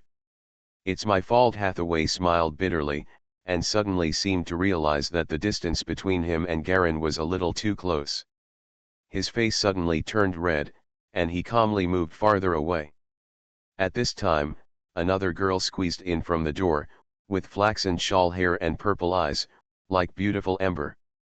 Sister Sophie, she immediately threw herself into Hathaway's arms. Andalou, Hathaway was a little at a loss. In fact, she and Andalou knew each other best. When they left Vindman Manor, they were their companions all the way. It's great that you're okay, Andalou hugged Hathaway with red eyes. Suddenly, she noticed that Hathaway seemed to be standing a little too close to Galen beside her, and a look of confusion appeared on her face. Bilan also noticed it at this time, and suddenly showed a look of understanding. Okay, the girls are all in the room catching up on old times and chatting. Garen, let's go out and chat. He took the lead out of the ward. Garen motioned for the two Blackfire heavy guards to follow and followed him out. Outside the ward is a clean and tidy corridor. The two Blackfire heavy guards and the green-haired nobleman who wanted to take pictures of Galleon's horse had driven away all the other patients around them, and the surrounding room was quiet. Bilan and Jialong left a few totemists to guard them to ensure the safety of the girls, and then walked to an empty ward on the left. Garen noticed that Bilan was accompanied by a short, fat man with a strong aura. Judging from this aura, this guy is at least type 3 or above. Enter the ward and close the door. Garen turned his head in the direction of the fat man. Okay, you're doing well. Being a type 3 totem master as a guard is quite a luxury. There were only 2 people in the ward, and Garen let go, not keeping up appearances like outsiders. That's not as good as you. Bilan suddenly laughed obscenely. He leaned over and whispered. Garen was immediately stunned. Bilan changed her aristocratic demeanor outside and had a lustful smile on her face. So you ate Marlene? Garen took a long time to hold back his words. Of course, don't look at who I am. Bilan pulled her hair from her forehead coolly, looking very handsome. But after all, Marin is still not as good as your cousin. Tisk tisk. Bilan was obviously starting to fantasize. Garen gave him a hard kick on the calf. You dare to commit adultery with my Galen fiancé, you're going to die, he laughed and cursed. Ouch, Bilan exclaimed in pain, I'm just fantasizing, there's nothing to lose. I told you, I was thinking of pursuing Sister Sophie at the beginning, if you hadn't suddenly appeared as a fiancé. I guess I have already launched a fierce offensive. What should you do, Marlene? Of course we'll sleep together. We all share a bed. Bilan was obviously starting to fantasize again. You guys have been having a good time lately, Garen pointed out. That's natural. Bilan chuckled, how about you hang out with me for a few days? I'm busy with work. Do you think everyone else is as free as you? With the grandpa supporting you, Garen couldn't help but give him another kick. This guy used to be quite a serious person, but recently he has become more and more arrogant. Okay, let's get down to business. Bailan stopped laughing after having enough fun. When I came here this time, I brought my grandfather's instructions. After your majesty left, the layout of the imperial capital changed. Since you have no plans to leave, you must also know the secrets deep in the palace. Right. Garen was not surprised. Ian's grandfather, Nok, was a top expert in the empire. Unlike him, his rise was too short. Nok had countless trump cards behind him, and he naturally knew a lot of secrets. What does your grandfather mean? Our family supports the eldest princess. Duke Cody also intends to compete for that position. They support the fourth prince, probably intending to use him as a puppet. The four forces that can really determine the situation in the imperial capital now are the four forces, Bailan said seriously. Which four strands? My grandfather, the Grand Duke of White Knock and the eldest princess are one group, the Grand Duke of Cody and the fourth prince are one group, and there is also the support of Minister Vesca. Then there is Lord Aiden, the Master of Silver Palace, and the remaining forces of the palace controlled by you. And finally a little league. Little league, Garan said. What little league? The War Guild, the Dark Knight Guild, the Mercenary Silver Lantern Guild, the Kuwaitan Chamber of Commerce, and the Workshop Masters Guild. The small alliance of 5 organizations has been established a long time ago, but it has never been exposed to the public. They represent almost most of the middle and lower level forces in the country, also have many trump cards that cannot be ignored. Although there are not many top experts, there are many high-end totem masters who dare to fight hard. They cannot be underestimated. This is the exact words my grandfather directly asked me to tell you. Don't underestimate them. Oh, Garen naturally will not underestimate this small alliance. It is a small alliance, but he is not very clear about the strength of these 5 unions, but he is also a member of the power of the War Guild. Knowing a little bit about the inside story, it is indeed not very strong, but it cannot be considered weak either. The other 4 are tied together, obviously not much worse. My grandpa called this small alliance the 5-color alliance, because their public alliance flag is a mixture of 5 colors. Bailan brought the overall situation of the imperial capital to Garen. Now the entire imperial capital is divided into 4 parts by these 4 forces. Among the 3 major areas in the city, the palace area is occupied by you and the Lord of Silver Palace. The Yungang area is occupied by Duke Cody. The trade area is occupied by the 5-color alliance and my grandfather. After all, the trade area is the largest. What about the outer areas outside the city?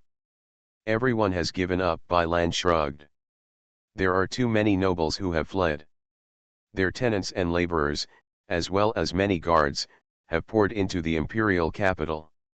Now it is too late to maintain order. After hearing that the monster is attacking, who else dares to? Are you going to die in the city? Garen nodded. Where are the 3 major agencies? No one is left. Mysterious Journey. Author, Gunkai. Chapter 441. I didn't pay attention to this, but according to my grandfather, the 3 major agencies have completely given up on Kuwaitan. The situation here is a foregone conclusion. Now all their forces are concentrated on Xenia. The situation over there is even worse. But there is still hope of recovery, Bailan said simply. But if this continues, the situation in the imperial capital will get worse and worse. Without fields, how will we get food? How will we get daily necessities? Garen frowned. So we have to stabilize the situation as soon as possible. Bailan shrugged. What my grandfather means is that we join forces to convene a grand assembly of nobles and form a noble house to unify and integrate the situation in the imperial capital, or in other words, the situation in Kuwaitan. Indeed, the forces of all parties are strong now, and no one is convinced by anyone. Only in this way can the political situation be stabilized as soon as possible. Garin nodded. I agree, it depends on the situation of others. Okay, without further ado, I'll go back and report to Grandpa right away. Okay, I just have to deal with some things. Garin responded directly. You can take care of my cousin and the others. Of course. After coming out of the hospital, Garin and the green-haired aristocratic man who had tipped off the news directly mounted their horses and ran towards the National Experiment Bureau. The National Experiment Bureau is a key technology center that IWEC has always strongly supported, and Weiska has always been in charge of it. Finance is also tilted here. The method of processing mutated monster meat that can be eaten by civilians was developed here. Taking advantage of the current chaos in the imperial capital, Garin rushed directly towards the experimental bureau. Behind them were more than 10 batches of mutated horses, all of which were followers of the green-haired nobles. There are 2 people inside who are Type -1 totem masters, and the rest are all ordinary people who have practiced fighting skills. But he looks powerful and intimidating. Along the way, the group of people ran rampant and unscrupulous. Everywhere they went, everyone gave in. At this time, even some indifferent gangsters and mobs had no choice but to avoid it when they saw this momentum. What's your name? Garin finally remembered the young man who tipped him off. The green-haired aristocratic man suddenly showed a look of surprise. My name is Bywin. Bywin Kales. Sir, I am your loyal supporter. You did a good job this time. Garin nodded, initially accepting this guy's surrender. Being able to have such a vision, not being afraid of his notoriety, and having enough courage is already considered a talent and can be put to use. As soon as these words came out, not only the green-haired man, but also the men and women behind him all looked happy. But they also know that this is just the beginning. The most troublesome thing about following the Black Fire Palace Master is not letting him accept them. It's about accepting the pressure that comes with it. The Lord of the Black Fire Palace executed too many offended people in the palace. Those who could enter the Deep Palace had some background, but Garin would kill them as soon as he said it, and it would be useless for anyone to plead for mercy. In other words, he didn't give them any time to intercede, so he took action directly. He also offended a lot of people, but with Galen's reputation for suppression, no one dared to take action first. But it couldn't be easier to do something secretly. Although the Lord of the Black Fire Palace is strong, no one in the imperial capital can control him. The 2 Grand Dukes and the Minister of Defense, Mr. Veska, even if these 3 are excluded, Garin is only one person after all. There are more Masters of Type 4, and through the superposition of magic formations, they are also a big threat to him. Garin himself also knew where his bottom line was. 1 Type 4 and 2 Types 4 may not matter much, and 3 or 4 may not be a big deal, but 7 or 8, the power gathered by using the magic array is very impressive. After all, he is not Type 5 yet. When faced with Type 4, once he is caught in a force-gathering formation such as a spell formation, even if he has a few lives, he will be consumed to death. What's more, the 2 Grand Dukes definitely have an ultimate secret treasure in their hands. The original Black Crow formation was just an imitation of the ultimate secret treasure, but it was so fierce that it could maximize the power of the 4 types. If the true ultimate secret treasure were fully utilized, I don't know how powerful it would be. After sorting out the information just obtained, the National Experiment Bureau also arrived. The block outside the door was deserted and deserted. The ground was littered with garbage, paper and clothes, store nameplates, an overturned carriage, and 2 corpses that were burned into black carbon. This is located in the western suburbs outside the imperial capital. Surrounded by large black mountains, there is only one deserted street in the entire experimental bureau that connects to the carriage road outside, which can be regarded as the only entrance and exit. The experimental bureau is like a ring in the Black Mountains, surrounded by high-rise buildings and factories. Standing outside the entrance and exit gate, looking in, there is a mushroom-shaped white tower standing quietly in it. At the top of the tower, there are blue arcs surrounding it from time to time. Palace Master, what are we doing here? Baiwen, the green-haired man, asks softly. Looking for something I once dedicated to His Majesty, Garen replied calmly, without any concealment. Let's go in and search. Garen took the lead and walked directly to the closed door. Just as the horse's head was about to hit the door, a red shadow flashed past. Boom! The door was directly knocked open, and the metal door more than 10 centimeters thick fell directly inward. A large piece of the high walls on both sides was torn down with it. There was a sudden crackling sound in the air, but no light or shadow appeared. Garen glanced at his left hand, and the back of his palm was burnt black. Invisible electricity. When he released the dragon shadow with his left hand and knocked open the door, he was also paralyzed by the powerful current. In just a moment of contact, his entire right hand was instantly scorched. The light of the nine-headed dragon's defensive totem was actually penetrated like this. This made Garen feel more and more that Kyuzuryu's defense was not enough. As the places entering and exiting become more and more dangerous, although the dragon skin defense of the nine-headed dragon is stronger than that of low-level totems, it is far behind compared with the same level. Recently, the totem light has been penetrated at every turn. You must know that if the totem's light is penetrated once, it means that the totem has been seriously injured once.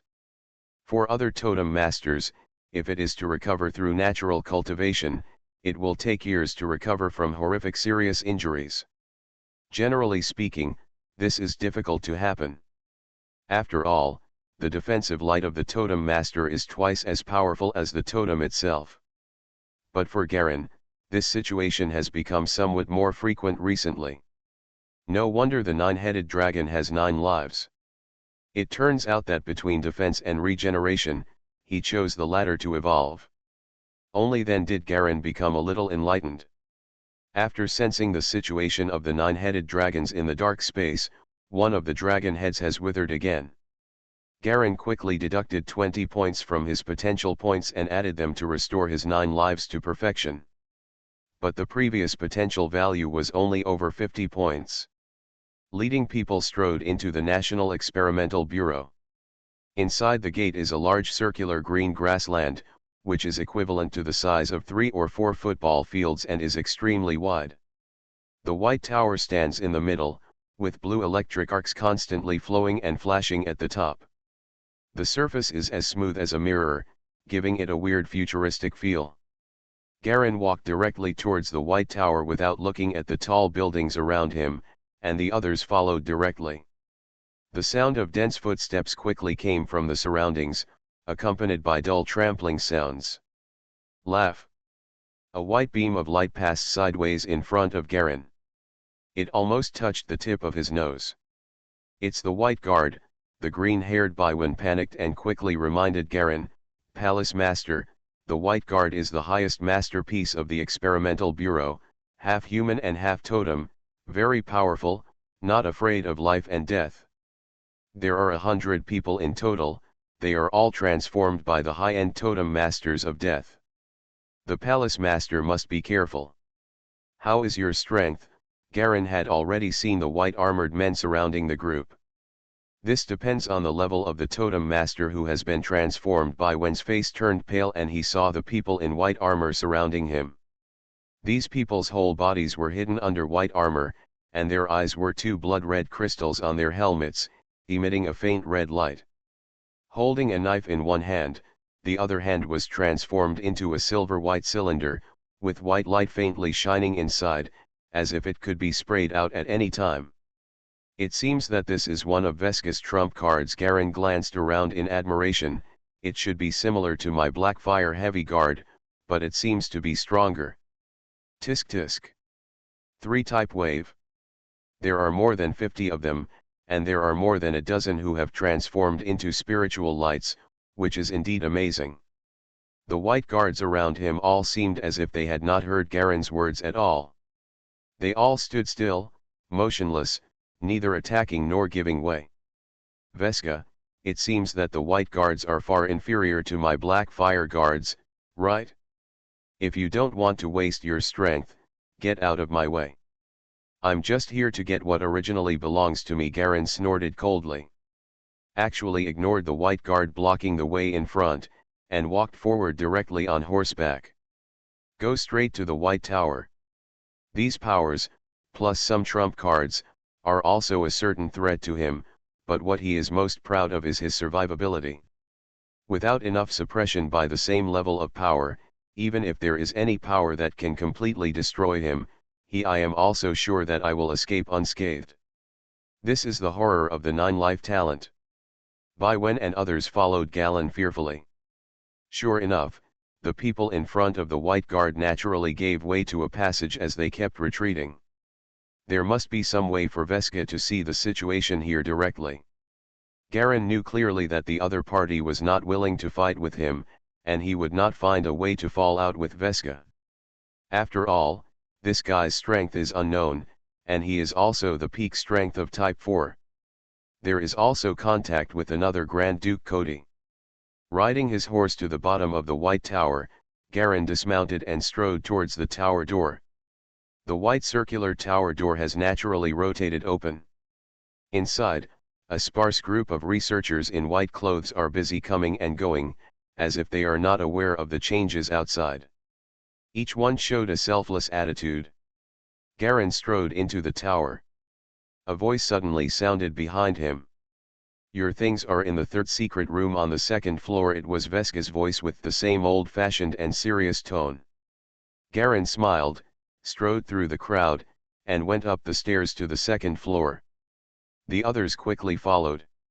In the white corridor on the second floor, the door of the third secret room was clearly lit with a red light, which seemed to guide Garen's direction.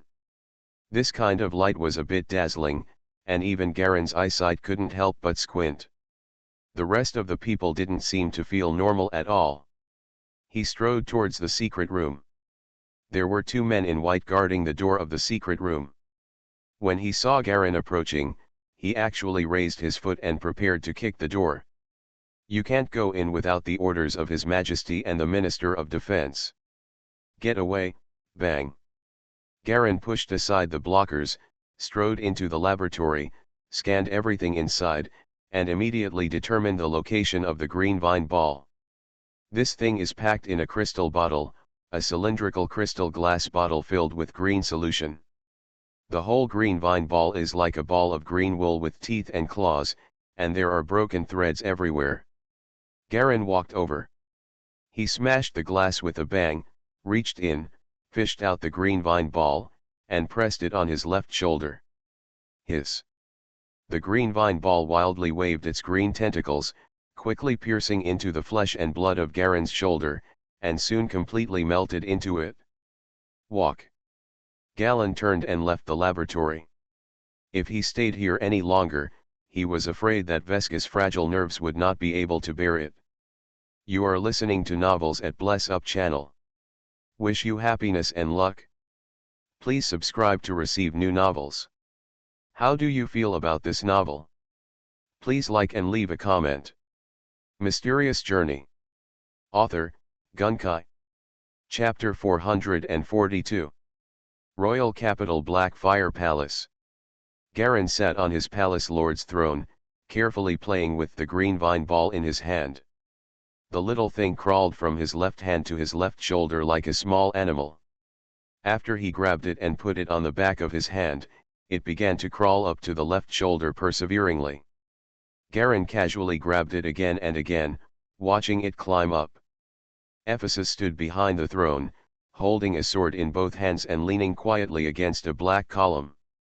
Watching Garen playing with the green vine ball in boredom. The Second Grand Council of Nobles is about to begin, you won't go. Garen smiled. How was it the first time? I didn't hear anything funny happened. Ephesus closed her eyes and rested. Just boring stuff. Garen felt the green vine ball carefully and said casually. The people participating in this Grand Council of Nobles include everyone, including middle-class nobles or above. There are so many people talking, what good ideas can they come up with? The largest number of nobles are the middle-level nobles. These people are the backbone of various departments and units, and are also the main members of the noble class. They like to compare, love vanity, and cling to power. At this time, the most noisy thing is probably the carving up of the imperial capital's territory and resources. Even if Garin hadn't been there, he could still imagine what the scene was like. What's different this time is that it determines the real situation of the imperial capital, Ephesus said lightly. We occupy the palace. Who dares to say anything? Garin said lazily. Forget it, let's go and see what those old guys have to say. He has finally harvested enough. The Wang family's treasure house is still under his control, and a large number of weapons, equipment, resources, and treasures are constantly being moved out of it. But the most crucial thing was not seen at all. That is the secret treasure. What made Garin suspicious was that not a single secret treasure was found in the entire Wang family treasury. This doesn't make sense. The only possibility is that the royal family must have another secret treasure house. This is where the secret treasures are truly stored. I won't go, I'm at a critical moment now, Ephesus said from behind. Garin didn't care about him. Although Ephesus was transformed into a dragon demon by him, if he forcibly controlled the opponent at will, he might lose his potential to advance. On the way out of the palace and towards the House of Representatives, black fire heavy guards emerged from the corners around the Black Fire Palace. These guards seemed to emerge from the dense tufts of tangled grass, emerging from the shadows. Garin walked through the flowers in the garden, and suddenly countless green plants grew wildly, entangled, and quickly condensed into a human shape. His whole body quickly formed pieces of hard black heavy armor as if it were fruiting. In less than a few minutes, the plants in the flowers grew into a brand new black fire guard, following Garin's footsteps. Garin holds the green vine ball in his hand, and he has completely understood the origin of the formation of the black fire heavy guard. That is, the daughter body formed by the collection of plants through the green vine ball. They need a plant called verde flower, and the roots of this plant are used to condense the black fire guard. The entire body of the black fire guards is covered in armor and cannot be seen inside, so no one knows that the inside of their armor is not a human being, but a collection of plants.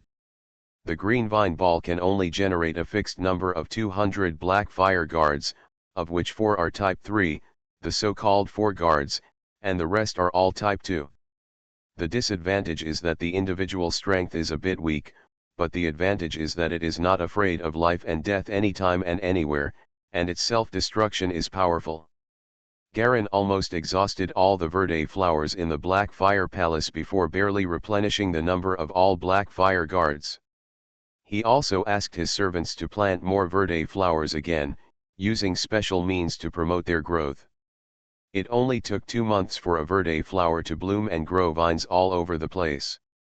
Only 10 plants are needed to form a black fire guard. In addition to the black fire guards sent out, there were more than 100 black fire guards recreated by Garin in the Black Fire Palace. They were divided into various parts of the palace and assisted with the guards of the Silver Palace. The royal guards of Silver Palace are not the royal guards announced to the outside world, but the real internal guards composed entirely of totem masters. Royal guards like Cousin Hathaway are only peripheral members and have no qualifications to get involved in real events. Imperial City Trade Zone. Royal Colosseum. This huge black building, as big as a football field, stands in the east of the imperial capital. It looks like a giant ship, with the black and red flag of Khautan standing in front. The square outside the theater was already filled with dense crowds. 3 areas are particularly eye-catching. 3 groups of people in military uniforms stood together. Their military uniforms were white, black, and dark blue. It is the 3 major legions under the Empire, the Dawn Eagle, the 3rd Heavy Armor Regiment, and the last dark blue banner. These three armies are the main forces responsible for defending the Sinanfa defense line. Now that their people have returned to the imperial capital, their intentions are quite interesting. The rest of the space is filled with nobles of all sizes. Carriages kept arriving one after another, and occasionally a totem beast such as a giant bird landed slowly. When Garen arrived with the Black Fire Guards, it was already afternoon and the sky was dark. A monster with 4 heads and very long legs appeared in front of the theater, with 4 bright braziers set up on its back. These 4 monsters look like black buffaloes, but compared with ordinary buffaloes, their 4 legs are too tall. It is more than 10 meters high. It looks extremely weird. Whose totem beast is that? Garen asked a white-haired aristocratic woman who was leading the way with some curiosity. Back to the palace master, that is the ornamental mutant beast of the original owner of the theater, Earl Ile. It is not a totem, the white-haired young woman replied in a low voice. Oh? Mutant beast. Garen felt that mutation was increasingly affecting the life of the entire world. The group of people walked onto the square, and the nobles who were still talking around them all stopped talking and moved towards this direction. Some of them bent down to salute, some showed vigilance in their eyes, and some showed curiosity. But they all gave way to a passable road. Garen walked among the crowd, followed by 4 black fire heavy guards. Behind him, the black cloak of the Black Fire Palace Master kept flying, making a snapping sound. In front of the arched white door of the theater, Veska and the 2 Grand Dukes were chatting. "The Lord of Black Fire Palace has arrived!" shouted the herald. The 3 people immediately stopped talking and looked towards Garen. Veska's face was expressionless, and the somewhat fat Grand Duke Cody looked indifferent and just nodded to Garen. Only Grand Duke Banuk, a tall, thin, white-haired old man, smiled at Garen in a friendly manner.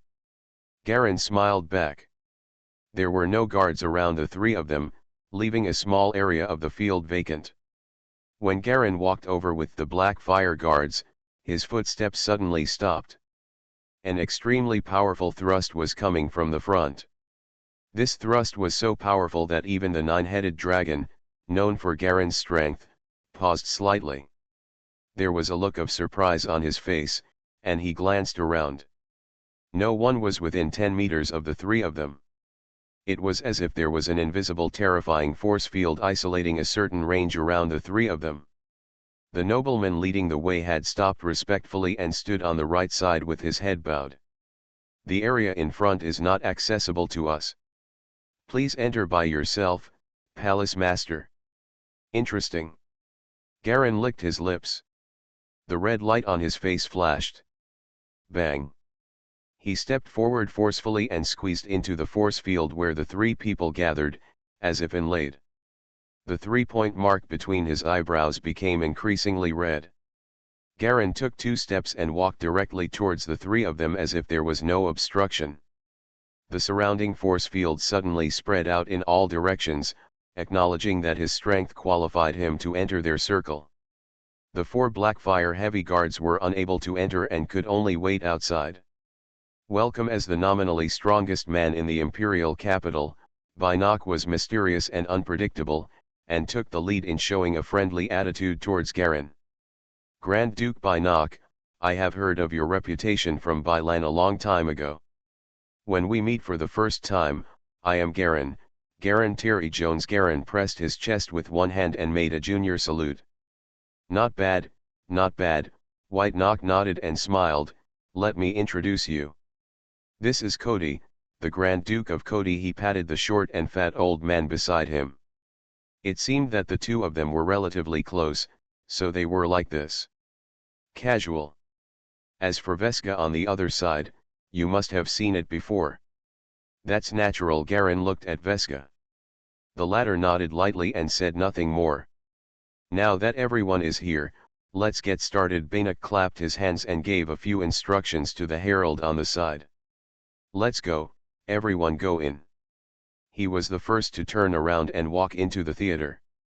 The second meeting of the Grand Council of Nobles has officially begun. Following the herald's shout, The 3 gallons entered the theater, followed closely by ordinary superior nobles, a total of 16 people, half of whom were relatives of the 2 Grand Dukes. The rest are representatives of forces from the Imperial College, as well as ministers from some important institutions, such as the Minister of Military Affairs, the Minister of Agriculture, the Minister of Finance, etc. These people still had the right to speak when Avik was alive, but at such a critical moment, without sufficient strength, they could only become the first level of Bigan and others. Then there are the large groups of middle-level nobles. These people are representatives of various large and small families. Some of them took advantage of the chaos to occupy certain territories and interests. They need the big council to rectify their names. Once they succeed, these industries will really be theirs in the future. It's the family's business. Others are victims and want to rely on the power of the Grand Council to redress their grievances. Others came here to observe the situation and decide the next direction and camp. There are others with various intentions. When the mid-level nobles walked in, the entire empty theater suddenly became more lively, buzzing like countless flies flying around. At the top of the theater, someone has already moved a row of seats. 8 locations in total. Directly facing hundreds of seats below, high above. Guards in dark gold armor were guarding the surroundings. Garin noticed something else at this time. At the 4 corners of the black ceiling of the theater, there are 4 black stone sculptures of bat gargoyles. The 4 gargoyles with blood-red eyes huddled quietly at the corners. They looked like ordinary decorative sculptures, but in fact there was a mysterious fluctuation in the air. Garin looked away, but just in time to see the Duke of White Knox smiling at him. This tall and thin old man has white skin, a tall nose, a cross scar on his forehead, and a slightly ferocious smile. Obviously he also saw that Garin had discovered the arrangement here. It was he who proposed this Grand Council, and naturally he also set up these arrangements. Mysterious Journey. Author, Gunkai. Chapter 443. The 4 high-ranking and powerful people above took their seats one after another. Soon, the eldest princess also arrived belatedly and raised her skirt before taking her seat. There was also a bronze-skinned man who looked very heroic, dressed in royal white and silver clothes. He walked up to the high platform and sat with everyone. Obviously this person is the rumored 4th prince. The 4th prince looked confident, exchanged glances with Grand Duke Cody, and sat down with a graceful smile. At the same time, he nodded politely to everyone present. Garin sat on the left side of the curtain, and the seats around him were empty. He was also happy to relax, leaning back in his chair and crossing his fingers, as if he was watching a good show. The seats below were almost half full at this time. The theater door slowly closed. Bang! A circle of silver-white dense lines spread out on the surface of the grey round arch door, quickly spreading along the surrounding walls and spreading throughout the interior walls of the theater. In an instant, the fluctuations in the entire theater completely became one. The middle-level nobles below were slightly disturbed, but they calmed down immediately. The Second Great Council of Kuwaitan officially begins, the herald shouted. As the sound sounded, the entire theater gradually became quiet. Knox smiled slightly and tapped his fingers on the long white table in front of him. Bang bang. Quiet everyone. Quiet. Everyone in the theater suddenly became completely quiet, and everyone's attention was focused on Knox. Yesterday, my great majesty Avik of Kuwaitan, unfortunately passed away for some reason, and the empire rang the royal family's soul bell. But the deceased has passed away, and we living people have to continue to consider the major events in front of us. He spoke slowly and be clear and try to make sure everyone hears what he means clearly. All of you here are people who did not give up on the empire even at the most dangerous moment. I am here to express my gratitude to you on behalf of Her Royal Highness the Princess. Knox stood up and bowed slightly downwards solemnly. Wow! Thunderous applause suddenly broke out below. It took a few minutes for Bannock to straighten up. Here, we gather together, and our goal is to get the Empire through this crisis. 3. Buzz. Suddenly the ground shook slightly, like an earthquake, and the whole theater shook and shook. Bannock steadied himself. Although he was interrupted to speak, his face showed a look of surprise. Coming. Grand Duke Cody stood up. Lift your head and look at the sky. The top ceiling of the entire theater began to slowly rotate apart in the center, like a blooming flower, and a huge circular hole appeared in the center, revealing the afternoon sky outside. The sky was golden and red. The setting sun dyed the white clouds in the sky red, and between the red clouds, a straight silver-white beam pierced the sky. Laugh. The beam of light broke through the clouds, leaving a clear white straight line, flying towards the distance. Countless clouds rolled around the traces left by the beam, and some tiny white light spots scattered like raindrops. God bless the Empire, Bannock was the first to yell. God bless the Empire, Cody shouted. God bless the Empire. Suddenly the eldest princess, the fourth prince, and all the nobles in the audience stood up and shouted enthusiastically. Although it is not clear what happened, the direction of the beam is exactly the direction of the Xinongfa defense line. Previously, due to the strong walls of the Empire, General Kiobas led his troops to resist and finally self-destruct, thus suspending the offensive of Monster Ocean. Coupled with the large number of monsters and their slow speed, the imperial capital was not attacked. But everyone was panicked because of this. Before the Monster Sea arrived, most of the people in the imperial capital fled. Now, just by looking at the reactions of Bannock and others, one could tell that this sudden beam of light soaring into the sky was very likely to be the Empire's last trump card. Garen stood up with the crowd, without shouting, but simply lip-synced. He raised his head and looked up at the light beam, and saw that the traces of fluctuations remaining in the place he flew over could remain high in the sky for so long without receding, and they stretched across the sky of the entire imperial capital for dozens of kilometers. This kind of power is indeed far beyond the level of a single peak Type 4. After the crowd's frenzy continued for a while, Bannock calmed everyone's emotions again.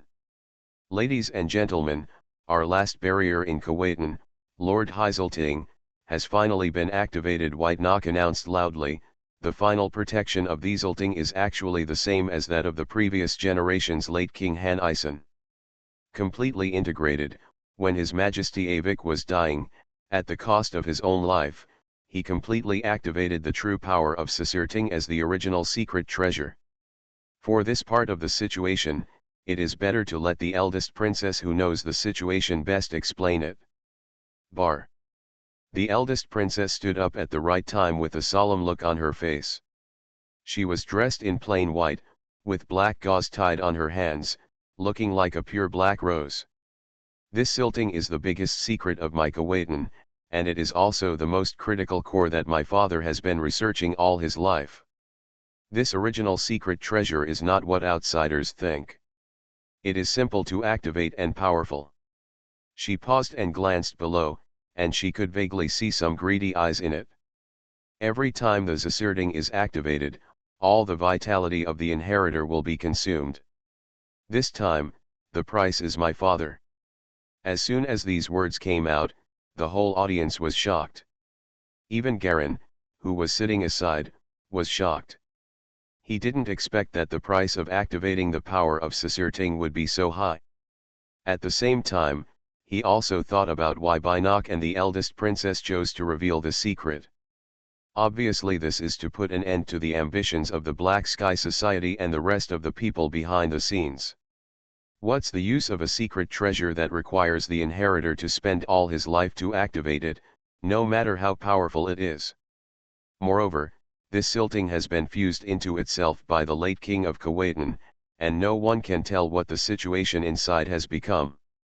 Instead of thinking about this thing again, it's better to focus on other places. The beam of light just now was when the late king heard His Majesty Avic's request and officially took action to launch the power of Sea Celting and throw it all at the sea of monsters on the Xenongfa defense line, Cody explained in a low voice. Obviously he doesn't want the eldest princess to be in the limelight all the time. The fourth prince quickly stood up. My father once mentioned that the power of Sea Ting is enough to completely cover the entire capital of Kuwaitan and the surrounding area of about 500 kilometers. It lasts for 30 years. So, we are completely safe now. I would like to ask, is the power of Sea Ting really able to resist the endless army of monster layers? A burly middle-aged man below stood up and asked. This man's whole body was oscillating up to the fourth type. He was a master of the fourth type?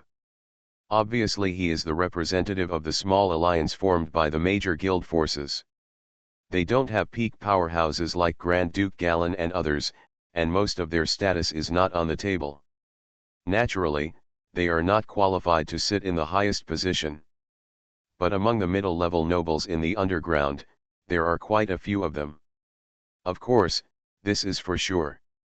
Xiserding once resisted the natural disaster and ice storm in the north for 10 years, which is recorded in history. The fourth prince responded calmly. It's also the original secret treasure. Why are the initial secret treasures of other forces not as strong as ours in Kuwaitan? A child stood up, wearing a black cloak, and asked seriously like a little adult. Garin, who was sitting aside, was drinking juice to soothe his throat.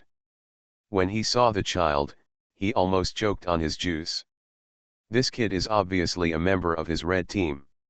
He was still the same as before, wrapped in black clothes, only a pair of black eyes were exposed, and there was still a strange aura lingering around him. How did this guy get in? He didn't follow the secret agency? Garin was speechless.